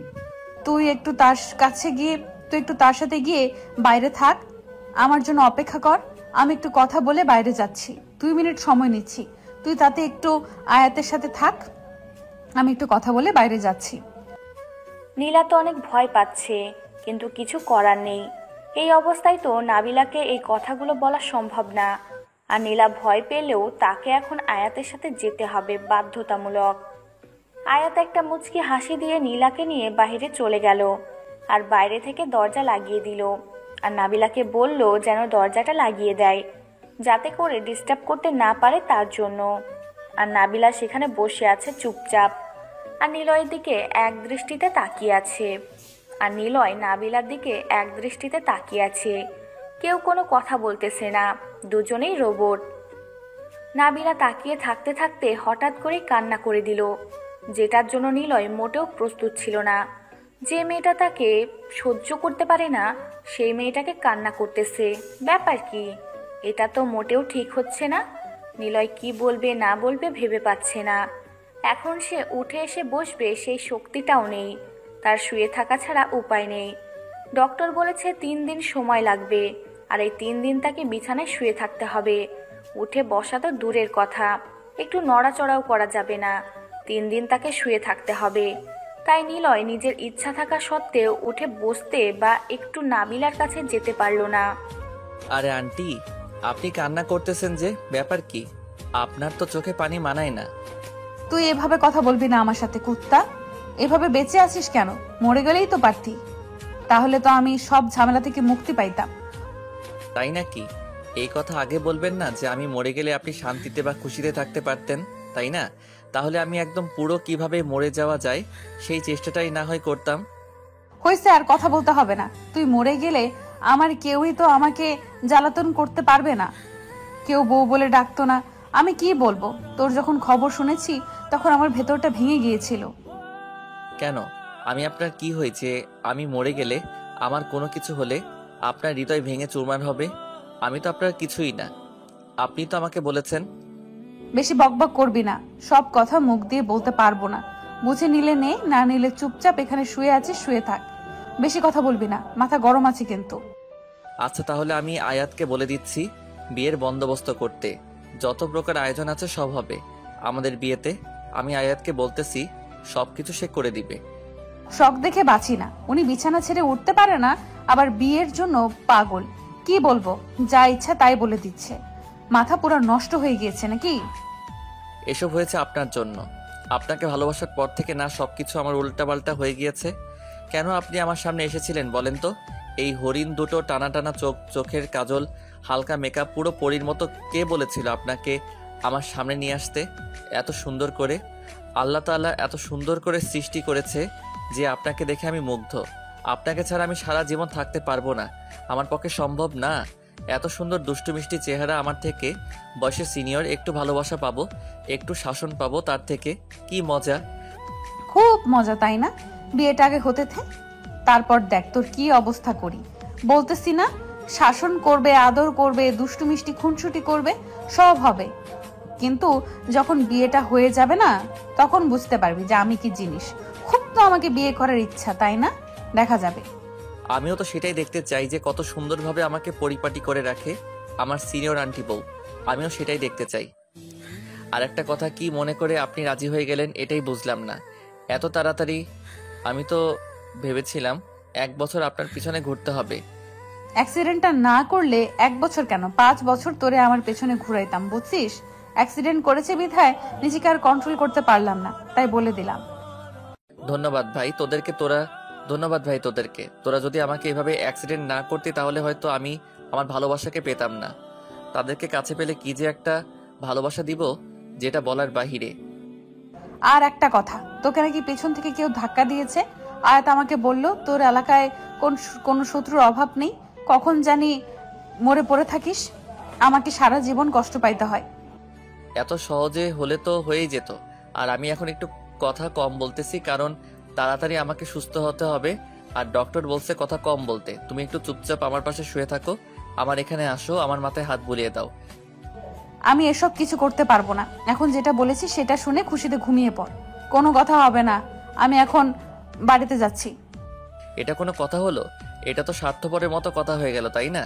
আমাকে একা রেখে বাইরে যাবে, থাকতে তো পারবে না। তাই এখানেই থাকো, সমস্যা নেই, কেউ ডিস্টার্ব করবে না। আচ্ছা থাকবো, কিন্তু একটা শর্ত আছে। বেশি বকবক করবি না, এখন ঘুমিয়ে পড়বি। আর যদি ঘুমিয়ে না পড়েছিস তাহলে কিন্তু আমি এখান থেকে চলে যেতে বাধ্য হব, তখন এমনিতেই ঘুমিয়ে যাবি। আচ্ছা, কথা দিলাম আমি এখন ঘুমিয়ে যাব। আমার ঘুম পাচ্ছে। তুমি এখনো বসে থাকো, কারণ বাহিরে গিয়ে থাকতে পারবে না, বারবার আমাকে দেখতে মন চাইবে। আমি সেটা ভালো করে জানি, তোমার চোখ স্পষ্ট আমাকে সাক্ষী দিচ্ছে। তাই এখানেই থাকো, ভালো হবে। আমি ঘুমিয়ে যাই, তুমি আমাকে দেখতে থাকো। অনেক হয়েছে চাপা মারা, এখন শুয়ে থাক, বেশি বকবক করিস না। তোকে দেখতে হবে এমন কোনো কথা নেই। আমি এখন বাসায় যাইতাম, কিন্তু তুই রিকোয়েস্ট করতেছিস, তার জন্য থেকে গেলাম। নিলয় আর কোনো কথা না বলে মুচকি একটা হাসি দিয়ে চোখ বন্ধ করে নিল। নাবিলা নিলয়ের মাথার কাছে গিয়ে বসে পড়ল আর নীরব দৃষ্টিতে দেখতে লাগলো যে ছেলেটা সারাক্ষণ এদিক ওদিক ছোটাছুটি করে বের হইতো। এলাকায় কোথাও কোনো ঝামেলা হলে সেখানে গিয়ে উপস্থিত হয়। আজকে সেই ছেলেটাই অসুস্থ হয়ে শুয়ে আছে।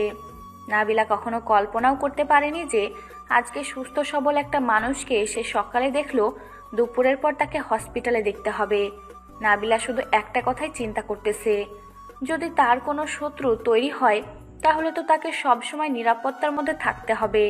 তাই নাবিলা রাজি হয়ে গেল যে ছেলেটার যাতে করে কোনো কিছু না হয়ে যায়, এজন্য বিয়ের জন্য রাজি হলো। নাবিলা নিলয়কে বিয়ে করার একটা উদ্দেশ্য আছে, সব সময় তাকে নিজের চোখের সামনে রাখবে। যেখানে যাবে দুজনে একসাথে যাবে, আর যাতে করে তার কেউ কোনো ক্ষতি না করতে পারে সেদিকটাই নাবিলা লক্ষ্য রাখবে। সব সময় তাকে বাড়িতে রাখার চেষ্টা করবে, না হলে অফিসে থাকবে। এরকম করে ঘোরাঘুরি করলে তখন যে কোনো একটা সময় একটা দুর্ঘটনা ঘটে যেতে পারে, আর এই দুর্ঘটনা চায় না নাবিলা। একটা দুর্ঘটনা ঘটে গেলে নাবিলা নিজেকে কখনো ক্ষমা করতে পারবে না, কারণ মনে মনে সে নিলয়কে পছন্দ করে। যেহেতু তাদের মাঝে কোনো রক্তের সম্পর্ক নেই, এমনিতেই নিলয় তাকে দেখে আন্টি বলে সম্বোধন করত। যেদিন থেকে তাদের পরিচয় তখন থেকেই আন্টি বলে সম্বোধন করে। যদি আপু বলতো বা অন্য কিছু বলতো তাহলে অন্য সম্পর্ক হইতো। আন্টি বলেছে, তাই আন্টির সম্পর্ক তৈরি হয়ে গিয়েছে তাদের মধ্যে। এটা কোনো ফ্যাক্ট না। আমার উপর কি এখনো রাগ আছে? যদি রাগ থেকে থাকে তাহলে এখন বলতে পারেন।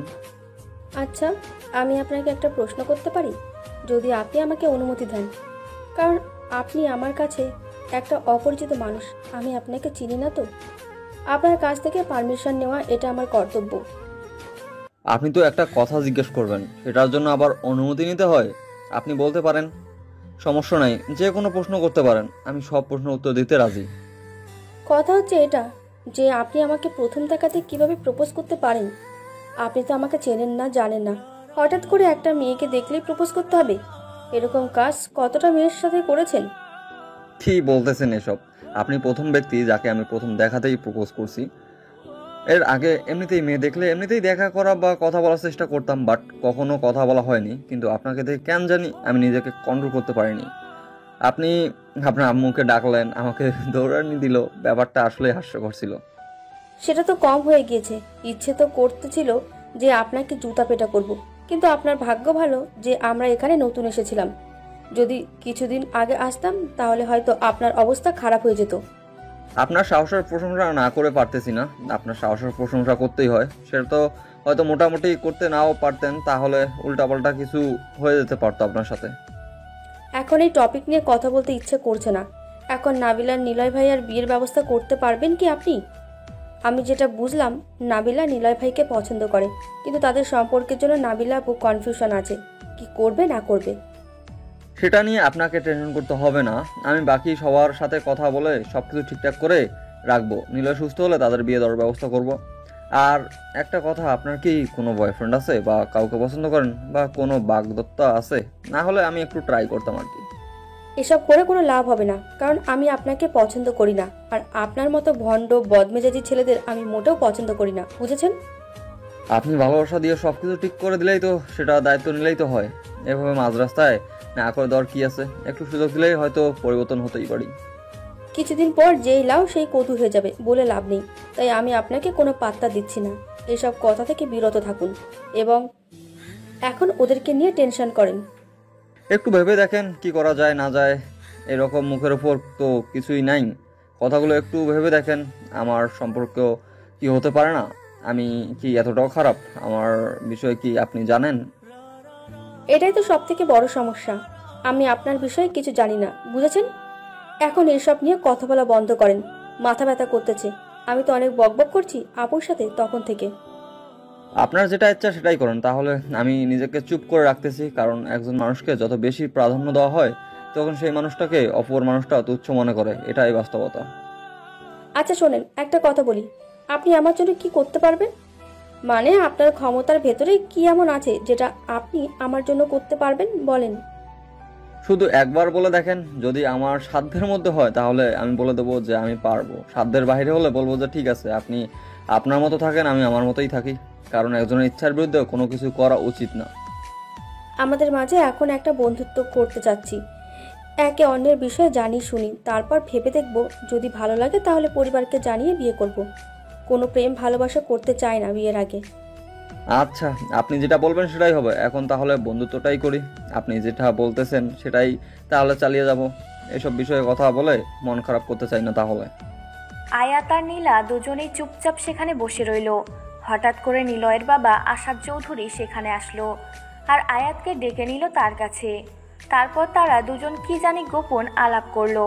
তারপর আয়াত এই সুযোগটা কাজে লাগানোর জন্য আয়াত আসাদ চৌধুরীকে নিলয় আর নাবিলা বিষয়টা বলে দিল। আসাদ চৌধুরী প্রথমে বিষয়টা মেনে নিতে চাইল না, যে এটা কখনো সম্ভব না, আমরা আমাদের সোসাইটি মেনটেন করব। তারপর আয়াত যখন বিষয়টা বুঝিয়ে বলল তখন আসাদ চৌধুরী বলল, আচ্ছা ঠিক আছে, তার ছেলের খুশিতে তিনি খুশি থাকবে সারা জীবন। আয়াত যখন আসাদ চৌধুরীকে বিষয়টা বোঝাতে পেরেছে, নিজের মাঝে একটা প্রাউড ফিল চলে এসেছে। সব কিছু তো ম্যানেজ হয়ে গেল। আসাদ চৌধুরী মেনে নিয়েছে, তো এখানে আর কারো কথা বলার কলিজা হবে না। আয়াত সব কিছু ম্যানেজ করলো। এভাবেই 5 দিন কেটে গেল। আজকে নিলয়কে বাসায় নিয়ে আসা হলো আর এদিকে সব কিছু ঠিকঠাক করে রাখা হয়েছিল। দুই পরিবারের সাথে কথা বলে পাকা হয়ে গিয়েছে কিভাবে বিয়ে হবে না হবে সব কিছু। এদিকে ম্যানেজ করে নিয়েছে আয়াত। নিলয় আর নাবিলাকে সারপ্রাইজ দেওয়ার জন্য কাউকে কোনো কিছু বলে নাই, তারা তাদের মতো কাজ করে গিয়েছে। আর নিলয় নাবিলাকে একটু বুঝতে দেয়নি কেউ। নিলয় যখন বাসায় আসলো তার অনেক ভালো লাগতেছে। কোন হসপিটালের জীবন যে কতটা কষ্টদায়ক সেটা নিলয় খুব ভালোভাবে বুঝতে পেরেছে। যখন আপনি অসুস্থ হবেন তখন সুস্থতার মর্মতা বুঝতে পারবেন, ঠিক কতটা কষ্টদায়ক, অসুস্থ হলে সুস্থতা কতটা প্রয়োজন। শালা কুত্তা, তোর মতো নাট্যাঙ্কিবাজ বন্ধু যেন কারো জীবনে না হয়। তোর কি হয়েছিল রে? তুই আমাকে বলবি না যে তোর সমস্যা? আমি কি জানতাম যে তারা ওখানে চলে আসবে? হঠাৎ করে আমি দেখেছি, তোকে বললাম যে সবকিছু ম্যানেজ করতে হবে। তখন ওই যে যাদের সাথে আমাদের লেগেছিল তাদের একজনকে আমি দেখেছি, এই জন্য বললাম যে সবকিছু ম্যানেজ করে নিব। বাট তার আগেই তারা আমাকে রাস্তা দেখে নিয়েছে আর গাড়ি চাপা দিয়ে আমাকে এক সাইডে ফেলে দিয়ে কিছুক্ষণ মারধর করে তারপর আমি রিভলভার দিয়ে গুলি করে দিয়েছি। 2টা পালিয়ে গেছে তাদের নিয়ে। তুই আমাকে সে কথাটা বলবি না, তাহলে আমি আরো দ্রুত যাইতাম, একটাকেও বেঁচে ফিরে যেতে দিতাম না, তাহলে সব ঝামেলা শেষ হয়ে যেত। আজকে রাতে সবাইকে ডাক, মিশন শেষ করে আসি। তোকে এই কথাটাই বলতে চেয়েছিলাম যে শত্রুদের বাঁচিয়ে রাখলে আমরা কখনো ঠিক থাকতে পারবো না, যে কোনো সময় আমাদের উপর আক্রমণ করতে পারে। তাই আমি সবকিছুই আগে থেকে ম্যানেজ করেছি। সবাইকে বলে রেখেছি। আজকে বাসায় আসার পর ফোন দিয়ে গ্রুপে SMS দিয়েছিলাম। এখন তো সবাই ব্যস্ত হয়ে পড়েছে, এখন তো সবাই কাজে চলে গিয়েছে, সবাই স্বাভাবিক জীবনযাপন করতেছে। বাট হঠাৎ করে কি সবাই একত্রিত হবে? কি বলিস? আমি শুধু একবার বলেছি আমার উপর আক্রমণ হয়ে গিয়েছে, সবাই SMS দেওয়া শুরু করে দিয়েছে। সবাইকে বললাম আজকে রাতে মিশন আছে, সবাই রেডি থাকতে। সবাই বলেছে তাদের নাকি এখন আরো কয়েকজন করে ছেলে পেলে হয়েছে। তার মানে গ্যাং কত বড় হয়েছে বুঝতে পেরেছিস? সবগুলোকে আজকে নির্মূল করে দিয়ে আসবো। সাবধানে সব কাজ করতে হবে, বুঝছিস? কারণ আমি কোনো রিস্ক নিতে চাই না। এখানে কারো কোনো ক্ষতি হলে তার পরিবারের দায়ভার আমাদের উপর চলে আসবে। আমি আমাদের কোনো ছেলের ক্ষতি চাই না, শুধু এটা আগেও এখনো। তোরা দুজন এখানে কি গল্প করতেছিস? বাইরের সবাই তোদের কথা জিজ্ঞেস করতেছিল, আর তোরা দুজন এখানে বসে কি করিস? আমরা আমাদের এখানে কথা বলছি, তুই এখানে কি করিস সেটাই তো বুঝতে পারতেছি না। তোর তো এখানে থাকা কথা না, তুই না বাসায় চলে গেলি? বাসায় গিয়েছিলাম, আবার এখানে আসলাম কেন? আমার এখানে আসা নিষেধ নাকি? তুই এখন রুমের বাইরে যা, আমার কিছু কথা আছে নিলয়ের সাথে। এখনো বিয়েই হলো না তোদের, তার আগে আমাকে এখান থেকে তাড়িয়ে দিচ্ছিস? বিয়ে হলে মনে হয় না আমাকে এই রুমে আসা যাবে, আমি হয়তো নিঃস্ব হয়ে যাব। কতটা বলে আয়াত সেখান থেকে চলে গেল। নিলয় পিছন থেকে ডাক দিল। আয়াত বলতেছে আমি একটুও মন খারাপ করিনি, শুধু মজা করেছি। আর নিলয় বলল আচ্ছা, একটু পর তোকে আমি ডাকবো, কি কথা আছে আগে শুনি, তারপর তোকে ডাকতেছি। আয়াত বলল ঠিক আছে, আমি আন্টির কাছে যাই, তার সাথে আমার কিছু কথা আছে, তো আমি আবার কাজগুলো শেষ করি, তোরা দুজন আড্ডা দে। এই কথা বলে আয়াত চলে গেল। বাহির থেকে দরজা লাগিয়ে দিল। নাবিলা নিলয়ের কাছে বসে পড়ল। নিলয়ের একটু লজ্জা লাগতেছে, কেন জানি বুঝতে পারতেছে না। হঠাৎ এইভাবে দুজন মানুষ কেউ নেই, নাবিলা চুপচাপ আছে। সেটা দেখে নিলয় ভাবলো যে কি কথা আছে, আর এখন চুপচাপ করে আছে বিষয়টা বুঝতে পারল না নিলয়। কি হলো, এখন চুপ করে আছো কিসের জন্য? বলো, তোমার কি কথা আছে? আমি তোমার সব কথাই শুনতে চাই, সমস্যা নেই। কথা হচ্ছে যে আমাকে তুমি বিয়ে করবে আর আমি তোমাকে বিয়ে করব, কিন্তু কিছু শর্ত তোমাকে মেনে চলতে হবে। শর্তগুলো তুমি যদি না মেনে চলো তাহলে আমি তোমাকে বিয়ে করতে পারবো না। আচ্ছা, যেহেতু ভালোবেসেছি তার মানে তোমার দেওয়া নিয়মগুলো মানতে আমার কষ্ট হবে না। সবকিছু মেনে নিতে পারবো। ভালোবাসার জন্য সবকিছু স্যাক্রিফাইস করা যায়, সমস্যা নেই। স্যাক্রিফাইস করতে হবে কিনা জানি না, কিন্তু কয়েকটা নিয়ম দেব যেটা তোমাকে মেনে চলতে হবে। তার জন্য তুমি যদি স্যাক্রিফাইস করতে চাও করতে পারো, সমস্যা নেই, বাট আমার নিয়মগুলো তোমাকে মেনে চলতে হবে, না হলে আমি তোমার জীবনে থাকতে পারবো না। আচ্ছা বলো, কি এমন কথা যেটা আমাকে মেনে চলতে হলে অনেক কষ্ট করতে হবে? আমি মেনে চলবো, কোনো সমস্যা হবে না, আমি মেনে চলতে পারবো। এখন তুমি বলো আমাকে কি কি করতে হবে। তেমন কিছু না, জাস্ট আমাকে না বলে বাহিরে যাওয়া যাবে না, আর অতিরিক্ত বাহিরে আড্ডা দেওয়া যাবে না। আর যেখানে যাবে এখন থেকে আমি তোমার সঙ্গে যাব, কারণ আমি তো অন্য কেউ না, তোমার জীবনের একটা অংশ, তাই না? আর আমাকে সঙ্গে করে নিয়ে যাওয়া যাবে। আর এখন থেকে নিয়মিত অফিসে যেতে হবে, কারণ বিয়ের পর তো কিছুদিন পর বাচ্চা হবে, 2-3 বছর পর সংসার চালানোর জন্য কিছু টাকা পয়সা দরকার। তার মানে তোমাকে এখন থেকে অফিসে যেতে হবে, নিয়মিত সব কাজ ঠিকঠাক মতো করতে হবে। আর অতিরিক্ত বন্ধু বান্ধবের সাথে আড্ডা দেওয়া যাবে না, কারণ তখন তোমার মাথায় অন্য কিছু চলে আসবে। আর আমি চাই না তোমার কোনো ক্ষতি হয়ে যাক, তাহলে আমি পৃথিবীতে বেঁচে থাকতে পারবো না। আচ্ছা, আমি তোমার সব কথাই মেনে নিলাম, তোমার সব কথাই মাথায় থাকবে। তুমি যেটা বলেছো আমি সবকিছু মেনে চলবো, বাট আমার কিছু সময় লাগবে। সময় ছাড়া তো এগুলো একেবারে চেঞ্জ করা যায় না। আচ্ছা, তোমার যত সময় লাগে নিতে পারো, বাট 10 দিনের বেশি আমি তোমাকে সময় দিতে পারবো না। একটা মানুষের অভ্যাস পরিবর্তন করতে 10 দিনই যথেষ্ট। আচ্ছা, আমি এই 10 দিনের ভিতরে সবকিছু ঠিকঠাক করে আমি তোমার বাধ্যবাধকতা হয়ে থাকবো। তুমি যেটা বলবে সেটাই হবে, কিন্তু আমাকে ছেড়ে যাওয়ার চিন্তা করিও না, তাহলে আমি শেষ। আচ্ছা, তাহলে এখন আমি যাচ্ছি, পরে এসে তোমার সাথে কথা হবে। এখন আমাকে একটু বাসায় যেতে হবে, আম্মু বাসায় একা। যাও তাহলে, আমার কিছু টুকটাক কাজ বাকি আছে, তো আমি সবগুলো শেষ করে নিচ্ছি কাজগুলো, তারপর পুরো সময়টা তোমাকে দেব, আর অন্য কারোর জন্য না। তারপর নাবিলা সেখানে থেকে চলে গেল। আর এদিকে নিলয় আয়াতকে ডাক দিয়ে সবাইকে একত্রিত করে নিল। সন্ধ্যা হয়ে গেছে, এখন বেরিয়ে পড়বে। কাজ শেষ করে ফজরের পর তারা এই শহরে ফিরে আসবে। যেইভাবে প্ল্যান ছিল ঠিক সেইভাবেই সবাই বেরিয়ে পড়ল। চারিদিক থেকে শত্রুদের ঘিরে ধরেছে নিলয় আয়াতের যত ফ্রেন্ড আছে, যত লোক আছে সবাই। আয়াত চাচ্ছিল না এইটার বেশি দূর যাক, তাই সে একদম পুরো শত্রুদলকে নির্মূল করার জন্য সব কিছু প্ল্যান করে গিয়েছিল। বোম দিয়ে সবাইকে একদম নির্মূল করে দিয়েছে তারা।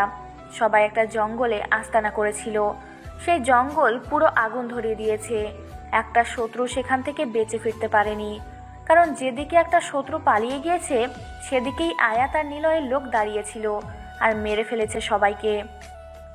সব শত্রু নির্মূল, সবাই শেষ। এখন তারা শত্রুমুক্ত, সবাই যে যার মতো আবারও তার গন্তব্যে ফিরে আসলো। কেউ জানে না যে তারা রাতে এত বড় একটা মিশন করেছে। পরের দিন নিউজ পত্রিকা অনেক নিউজ হয়ে গেল যে জঙ্গলে আগুন লেগেছিল হঠাৎ করে একটা বিস্ফোরণের কারণে। কেউ জানে না যে এটা আয়াত আর নিলয়ের কর্মকাণ্ড ছিল। সবাই সবার মতো দেখতেছে নিউজটা আর এড়িয়ে যাচ্ছে। কেউ নিউজটাকে গুরুত্ব সহকারে নিচ্ছে না। যারা নিচ্ছে তারা নিশ্চয়ই যারা এই কাজগুলো করেছে তারা কেউ গুরুত্ব সহকারে নিচ্ছে না। এভাবেই শেষ হয়ে গেল আয়াত আর নিলয়ের আন্ডারওয়ার্ল্ডের জীবন। সব কিছু ত্যাগ করে তারা এখন একদম স্বাভাবিক। সবাই এখন নিজেদের স্বাভাবিক জীবন যাপন করবে, কেউ তাদেরকে ডিস্টার্ব করবে না। আর নিলয় অনেক খুশি, এখন তার ভালোবাসার মানুষের কথা রাখতে পারবে সবগুলো।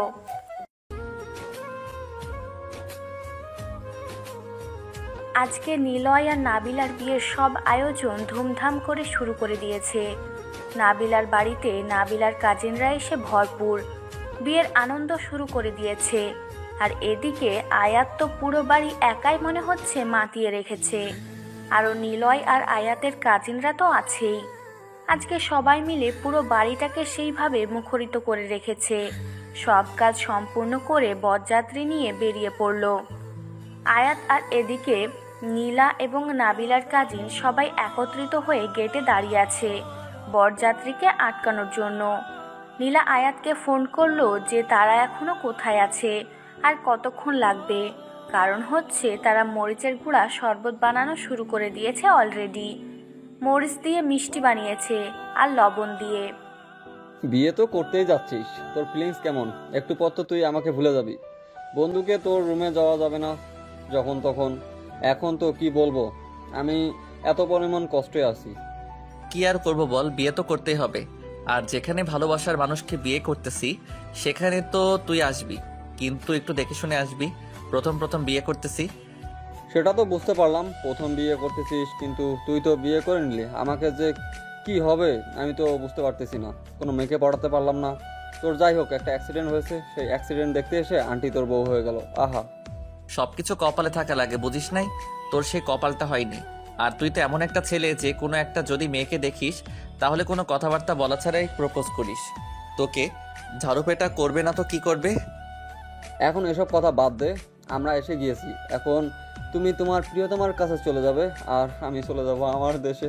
এখন কথা হচ্ছে, গেটে যতই কথা হোক না কেন তুই এখানে কিন্তু কোনো কথা বলবি না। তোর যা ইচ্ছা তাই করতে পারিস, সেখানে কেউ কথা বলবে না। সেটা তো তুই আগে সবাইকে বলে দিয়েছিস। আগে থেকে সবকিছু তো প্ল্যান আছে, তুই করতে থাক, সমস্যা নাই। আমি থাকতে তুই এসব নিয়ে টেনশন করিস? আচ্ছা চল, তোর বিয়েটা তাড়াতাড়ি শেষ করে ভাবিকে নিয়ে এখান থেকে চলে যাই।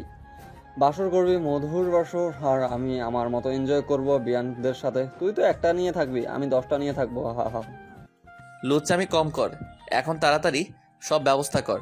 বিয়ে তাড়াতাড়ি করতে হবে। আর মন মানতেছে না, কতক্ষণে আমি আমার পরিটাকে দেখতে পারবো। এখন সবকিছু তাড়াতাড়ি কর, কোনখানে যেন বেশিক্ষণ সময় নিতে না হয়। আহারে আমার বউ পাগল বন্ধু রে, বন্ধুকে ভুলে গিয়ে এখন বউকে আপন করে নিয়েছিস। এদিকে যে আমি কত কষ্টে আসি দেখতেছিস না, তাই তো? বন্ধু তুই আমাকে মাফ কর, এখন যা, তাড়াতাড়ি আমাকে এখান থেকে নিয়ে যাওয়ার ব্যবস্থা কর। আমি এখানে আর কতক্ষণ বসে থাকবো? সবাই তো নেমে যাচ্ছে, আমি কেন নামতে পারতেছি না? আমাকে কেউ নামাচ্ছে না কেন? আরে ছাগল, এত পরিমাণ পাগল হচ্ছিস কিসের জন্য বুঝি না। কন্যা বাড়ি থেকে লোক এসে তারপর তোকে গাড়ি থেকে নামাবে, আমরা কেন ডাকতে যাব? এটা একটা রীতিনীতি আছে না? তারপর নাবিলার বাসা থেকে কয়েকজন লোক এসে, মানে মুরব্বী লোক এসে নিলয়কে গাড়ি থেকে নামিয়ে নিল। তারপর নিলয়কে ধরে সেখানে গেল, আর আয়াতও নিলয়ের সাথেই আছে। তারপর গেটে গিয়ে দেখে নিলা আর অনেকগুলো মেয়ে। আয়াত কি বলবে, তার চোখ ঝলসে যাচ্ছে। এতগুলো সুন্দরী, ময়দা সুন্দরী, লবণ সুন্দরী, মরিচ সুন্দরী, সুন্দরীদের একাকার হয়ে গিয়েছে। কেউ বেশি কেউ কম লাগিয়েছে। কি বলবে আয়াত, কোনো কিছু খুঁজে পাচ্ছে না। চুপচাপ দাঁড়িয়ে পড়ল। নীলাকে দেখে তো আয়াতের অবস্থা শেষ, একদম পরীদের মতো লাগতেছে। হালকা মেকআপ করেছে, হালকা একটু সেজেছে, একটা শাড়ি পরেছে। বিশ্বাস করেন ভাই, আয়াতের অবস্থা একদম শেষ। আয়াত সামনে গিয়ে দাঁড়িয়ে পড়ল আর আয়াতের পিছনে নিলয়কে রাখলো, যাতে করে কোনো কিছু সহজে খাইয়ে দিতে না পারে। আপনারা এসব কি নাটক শুরু করেছেন বুঝতেছি না তো। এত নাটক করার কি আছে? বরযাত্রী নিয়ে এখান থেকে ঘুরে যাব নাকি? এবার আটকে রাখছেন কিসের জন্য? এটা একটা বিয়ের নীতি, আর সেই নীতি অবলম্বন করতেছি। আর আপনি এইভাবে কথা বলতেছেন কিসের জন্য বুঝতেছি না তো। আপনার সাহস তো কম না।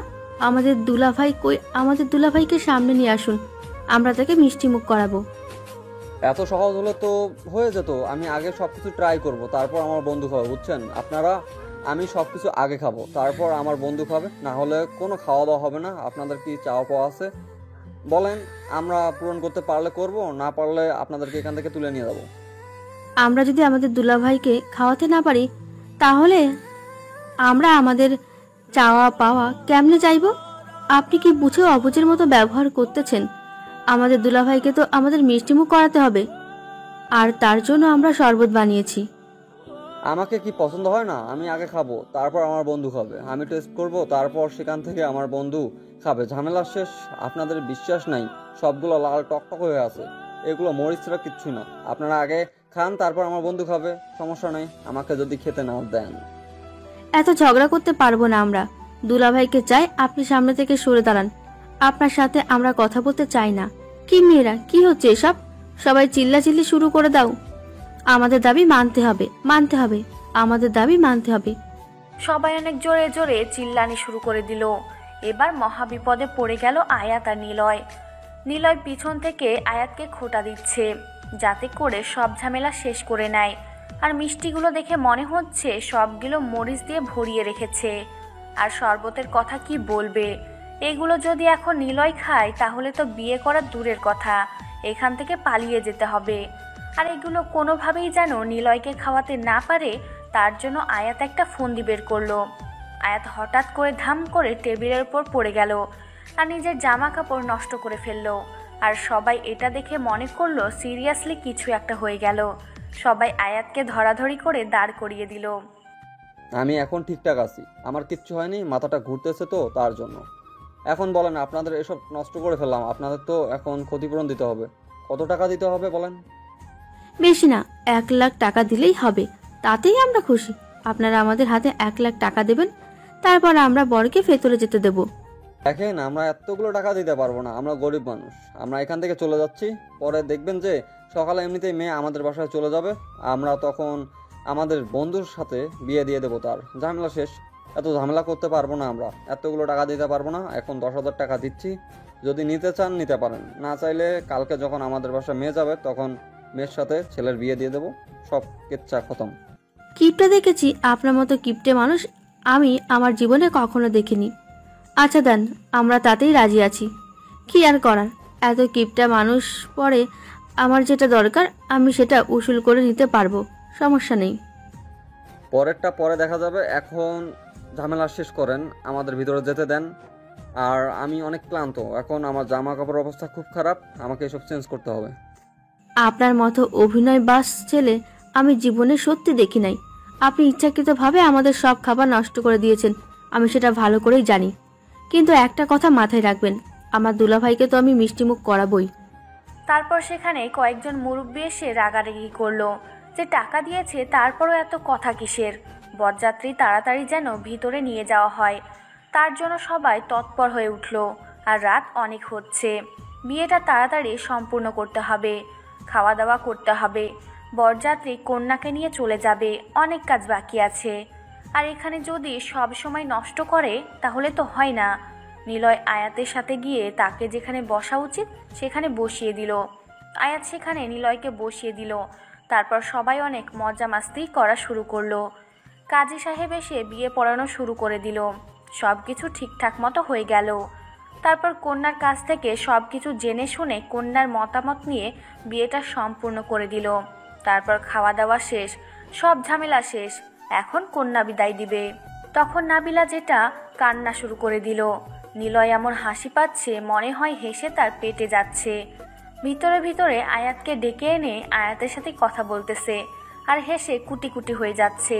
তার ভিতরে এত হাসি পাচ্ছে নাবিলার এত কান্না দেখে। আয়াত বিষয়টা বুঝতে পারলো, তার বন্ধুকে ঠিকঠাক করলো। তারপর সব কিছু শেষ, এখন নীলা নাবিলার সাথে যাবে আর আয়াতের সুযোগ হয়ে গেল। তারপর কন্যা নিয়ে নিলয় চলে আসলো। আর বাসায় দুজনে আসার পথে কেউ কথা বলেনি, কারণ নাবিলা অনেক কান্না করতেছিল। নাবিলা নিলয়ের কাঁধে মাথা রেখে শুয়েছিল। যখন নাবিলা নিলয়দের বাসায় পৌঁছে গেল, গাড়ি থেকে নেমে নিলয় নাবিলাকে কোলে তুলে নিল, যার জন্য মোটেও প্রস্তুত ছিল না নাবিলা। নাবিলা ভাবতেই পারেনি সবার সামনে এইভাবে নীল তাকে কোলে তুলে নিবে। নাবিলা অনেকবার নীলাকে বলতেছিল যে এখন যেন তাকে নামিয়ে দেয়, তার লজ্জা লাগতেছে। কিন্তু নিলয় নাবিলার কানে কানে বলল যে এটা এইবারের রীতিনীতি, এটা তাকে মানতে হবে। আর তার ইচ্ছা করছিল তার বউকে কোলে তুলে নেওয়ার জন্য, তাই সে নিয়েছে। সবাই হাততালি দিয়ে সংবর্ধনা জানাতে লাগলো তাদের নতুন দাম্পত্য জীবনকে। তাদের দাম্পত্য জীবন যেন সুখের হয়। সবাই অনেক সংবর্ধনা জানালো, সবাই গ্রহণ করে নিল নাবিলাকে এই বাসায়। আর নিলয়ের আম্মু তো আগে থেকেই গ্রহণ করে নিয়ে বসে আছে। আয়াত আর নীলা দুজনে নাবিলা আর নীলাকে বাসর ঘরে নিয়ে গিয়ে বাহির থেকে দরজা লাগিয়ে দিল। আর তাদেরকে বলল যেন ভিতর থেকে দরজাটা লাগিয়ে দেয়। তারপর সেখান থেকে চলে আসলো। নিলয় নাবিলার লজ্জা ভাঙানোর জন্য নাবিলার ঘোমটা তুলে তার দিকে কিছুক্ষণ তাকিয়ে রইল, আর নাবিলা নিলয়ের দিকে। সত্যি বলতে আজকে তোমাকে অসাধারণ লাগতেছে। এতদিন তোমার এই রূপ তো লুকায়িত ছিল, কিন্তু আজকে সেটা প্রকাশ পেয়েছে। সত্যি বলতেছি, এত সুন্দর লাগতেছে, ইচ্ছে করতেছে তোমাকে খেয়ে ফেলি। দেরি করতেছি কিসের জন্য? খেয়ে ফেলো, সমস্যা নাই। আমি তো বাধা করতেছি না, আমাকে খেয়েই ফেলো। কিন্তু একটা কথা বুঝলাম না, সেটা হচ্ছে তুমি এত কান্না করলে কিসের জন্য? আমি তো এটাই বুঝলাম না। আমি তো তখন জানো কি পরিমাণ হেসেছি। আয়াতকে জিজ্ঞাসা করে দেখিয়েও বিশ্বাস করো, এটার জন্য প্রস্তুত ছিলাম না যে তুমি এভাবে কান্না করবে।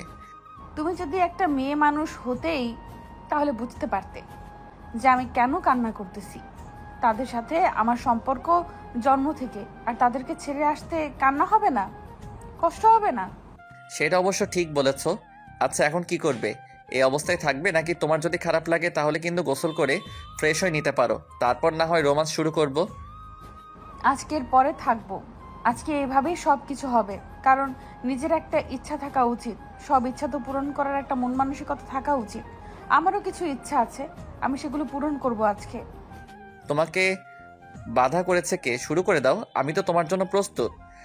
দেখো, এখন আমরা নামাজ পড়বো দুজনে, তারপর আল্লাহর কাছে আমাদের নতুন দাম্পত্য জীবনের জন্য দোয়া করব। আমরা যেন সারা জীবন সুখে শান্তিতে থাকতে পারি। হাসি, কান্না, দুঃখ, কষ্টের সব সময় যেন একে অন্যের পাশে থাকতে পারি। আমরা আল্লাহর কাছে চাইবো। নিলয় আর নাবিলাকে কিছু বলল না। নাবিলার ইচ্ছাটা হাসি মুখে মেনে নিল। তারপর দুজনে অজু করে এসে নামাজ পড়ে দুজনে আল্লাহর কাছে তাদের মনের ইচ্ছাগুলো পূরণ করার জন্য দোয়া করলো। আল্লাহ তাআলা যেন তাদের সব মনের ইচ্ছাগুলো পূরণ করে দেয়, তাদের দাম্পত্য জীবন যেন সুখের হয়।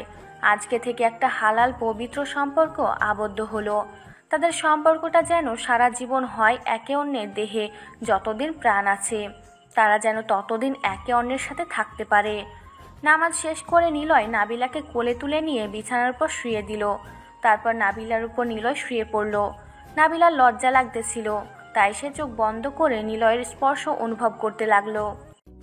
নিলয় তার বউকে নিজের ইচ্ছা মতো আদর করতে লাগলো, তাদের ভালোবাসার বহিঃপ্রকাশ করতে লাগলো। নিলয় নাবিলার ঠোঁটে ঠোঁট লাগিয়ে কিস করতেছে, একজন অন্যজনকে ভালো মতো ফিল করতেছে। তাদের ভালোবাসার যেন গভীর হয়ে উঠল, যে ভালোবাসার শেষ সীমানা বলতে কিছু নেই। তারা একে অন্যকে এতটা কাছে নিয়েছে যেটা বলার বাহিরে। তারা তাদের মাঝে কোনো দেওয়াল বা কোনো কাপড়ের বাধা বিপত্তি নেই। তারা এখন একে অন্যকে ভালোবাসতে ব্যস্ত। হঠাৎ করে নাবিলা নিলয়কে ধাক্কা দিয়ে নিচে নামিয়ে দিল। নাবিলা নিলয়ের উপর উঠে নিলয়কে আদর করতে লাগলো, ঠোঁটে ঠোঁট লাগিয়ে। তারপর একে অন্যকে আবার আদর করা শুরু করে দিল, যেটা এখন বলা যাবে না। এটা একটা লজ্জার বিষয়। আপনারা বিয়ে করেন, তারপর না হয় শুনে নিয়েন, বা আপনারা যখন করবেন তখন ঝামেলা শেষ। আমি চাই সারা জীবন আমাদের ভালোবাসাটা আজকে যেমন থাকলো, প্রতিটা রাত প্রতিটা দিন আমাদের ভালোবাসাটা এইভাবেই যেন থাকে। প্রতিটা সময় আমাদের ভালোবাসা যেন বৃদ্ধি পায়, কমে যেন না যায়। আমাদের যত ভুল থাকবে, যত রাগ অভিমান থাকবে, সেটা বহিঃপ্রকাশ হবে, কিন্তু কখনো একে অন্যকে ছেড়ে যাওয়ার কথা যেন কল্পনা করতে না পারি আমরা দুজন। ইনশাল্লাহ আমি আমার দিক থেকে ট্রাই করব। আমি সারা জীবন তোমার আসক্তি হয়ে থাকতে চাই, আর তোমাতে আসক্ত হয়ে আমি সারা জীবন পার করতে চাই। ভালোবাসি, অনেক ভালোবাসি। যে ভালোবাসা প্রকাশ করতে হয় হয়তো সময় লাগবে। এতটা ভালোবাসি যে ভালোবাসা সারা জীবন ফুরিয়ে যাবে না। আমিও ভালোবাসি আমার কিউট জুনিয়র ছোট্ট ভাতিজা নামক সেই হাজবেন্ডকে। ভালোবাসি, এখন তাকে এতটা ভালোবাসি যে নিজের দেহের একটা অংশ মনে করি। আমিও আমার আন্টিকে, মানে আন্টিকে বলতে অচেনা আন্টি, কারণ আপনাকে তো আমি চিনতাম না আগে। হঠাৎ করে আপনাকে দেখে আন্টি বলে সম্বোধন করেছি। আপু ডাকলে তো কি বলবেন যে পটানোর চেষ্টা করেছি, তাই আন্টি বলে সম্বোধন করেছি। আর প্রথম দেখাতেই ক্রাশ খেয়েছি, পরে নিজেকে কন্ট্রোল করতে পারিনি। এখানে কি তোমার ভালোবাসা শেষ? আমার তো ইচ্ছা করতেছে আরেকবার তোমার সাথে মিলিত হবার, কারণ ভালোবাসার পিপাসা মেটাতে হবে। চলো আবার ভালোবাসার গভীর সমুদ্রে লাফিয়ে পড়ি। আর ভালোবাসার পিপাসা আমি কখনো মেটাতে চাই না, এই পেপারটা যেন সারা জীবন থাকে। আপনারা এখানে কি করতেছেন? আপনাদের শরম করতেছে না আমাদের স্বামী স্ত্রীর পার্সোনাল কথা শুনতে? আপনারা এখান থেকে চলে যান। আমার তো লজ্জা লাগতেছে, এখন আমরা আমাদের ভালোবাসার প্রকাশ ঘটাবো। আপনারা চলে যেতে পারেন। আমার বউ লজ্জা পাচ্ছে, এখন আপনারা চলে যেতে পারেন। আর পরবর্তী গল্প অবশ্যই শুনবেন। এর থেকেও অনেক রোমান্টিক, অনেক রোমাঞ্চকর হতে চলেছে পরবর্তী গল্পটা। কেউ মিস করবেন না পরবর্তী গল্পটা। আমরা এখান থেকে বিদায় নিচ্ছি। আমরা আমাদের ভালোবাসাকে একান্তভাবে প্রকাশ করতে চাই। আপনাদের অনেক কিছু বলেছি আর বলতে চাই না। আপনারা বিয়ে করে নিলে বুঝতে পারবেন। হয়েছে, তারা এখন চলে গিয়েছে। এখন আসো আমরা দুজন আমাদের ভালোবাসার আদান প্রদান করি। আমরা আমাদের নতুন প্রজন্মকে আগমনের সুযোগ করে দিই। সবাই ভালো থাকুন, সুস্থ থাকবেন। Tata, bye bye. এখান থেকে আমরা বিদায় নিচ্ছি। আপনারা বিয়ে করেন তাড়াতাড়ি। আর ভালোবাসার মানুষ থাকলে তাকে বিয়ে করে নিয়ে সুখে শান্তিতে সারা জীবন ঘর সংসার করেন।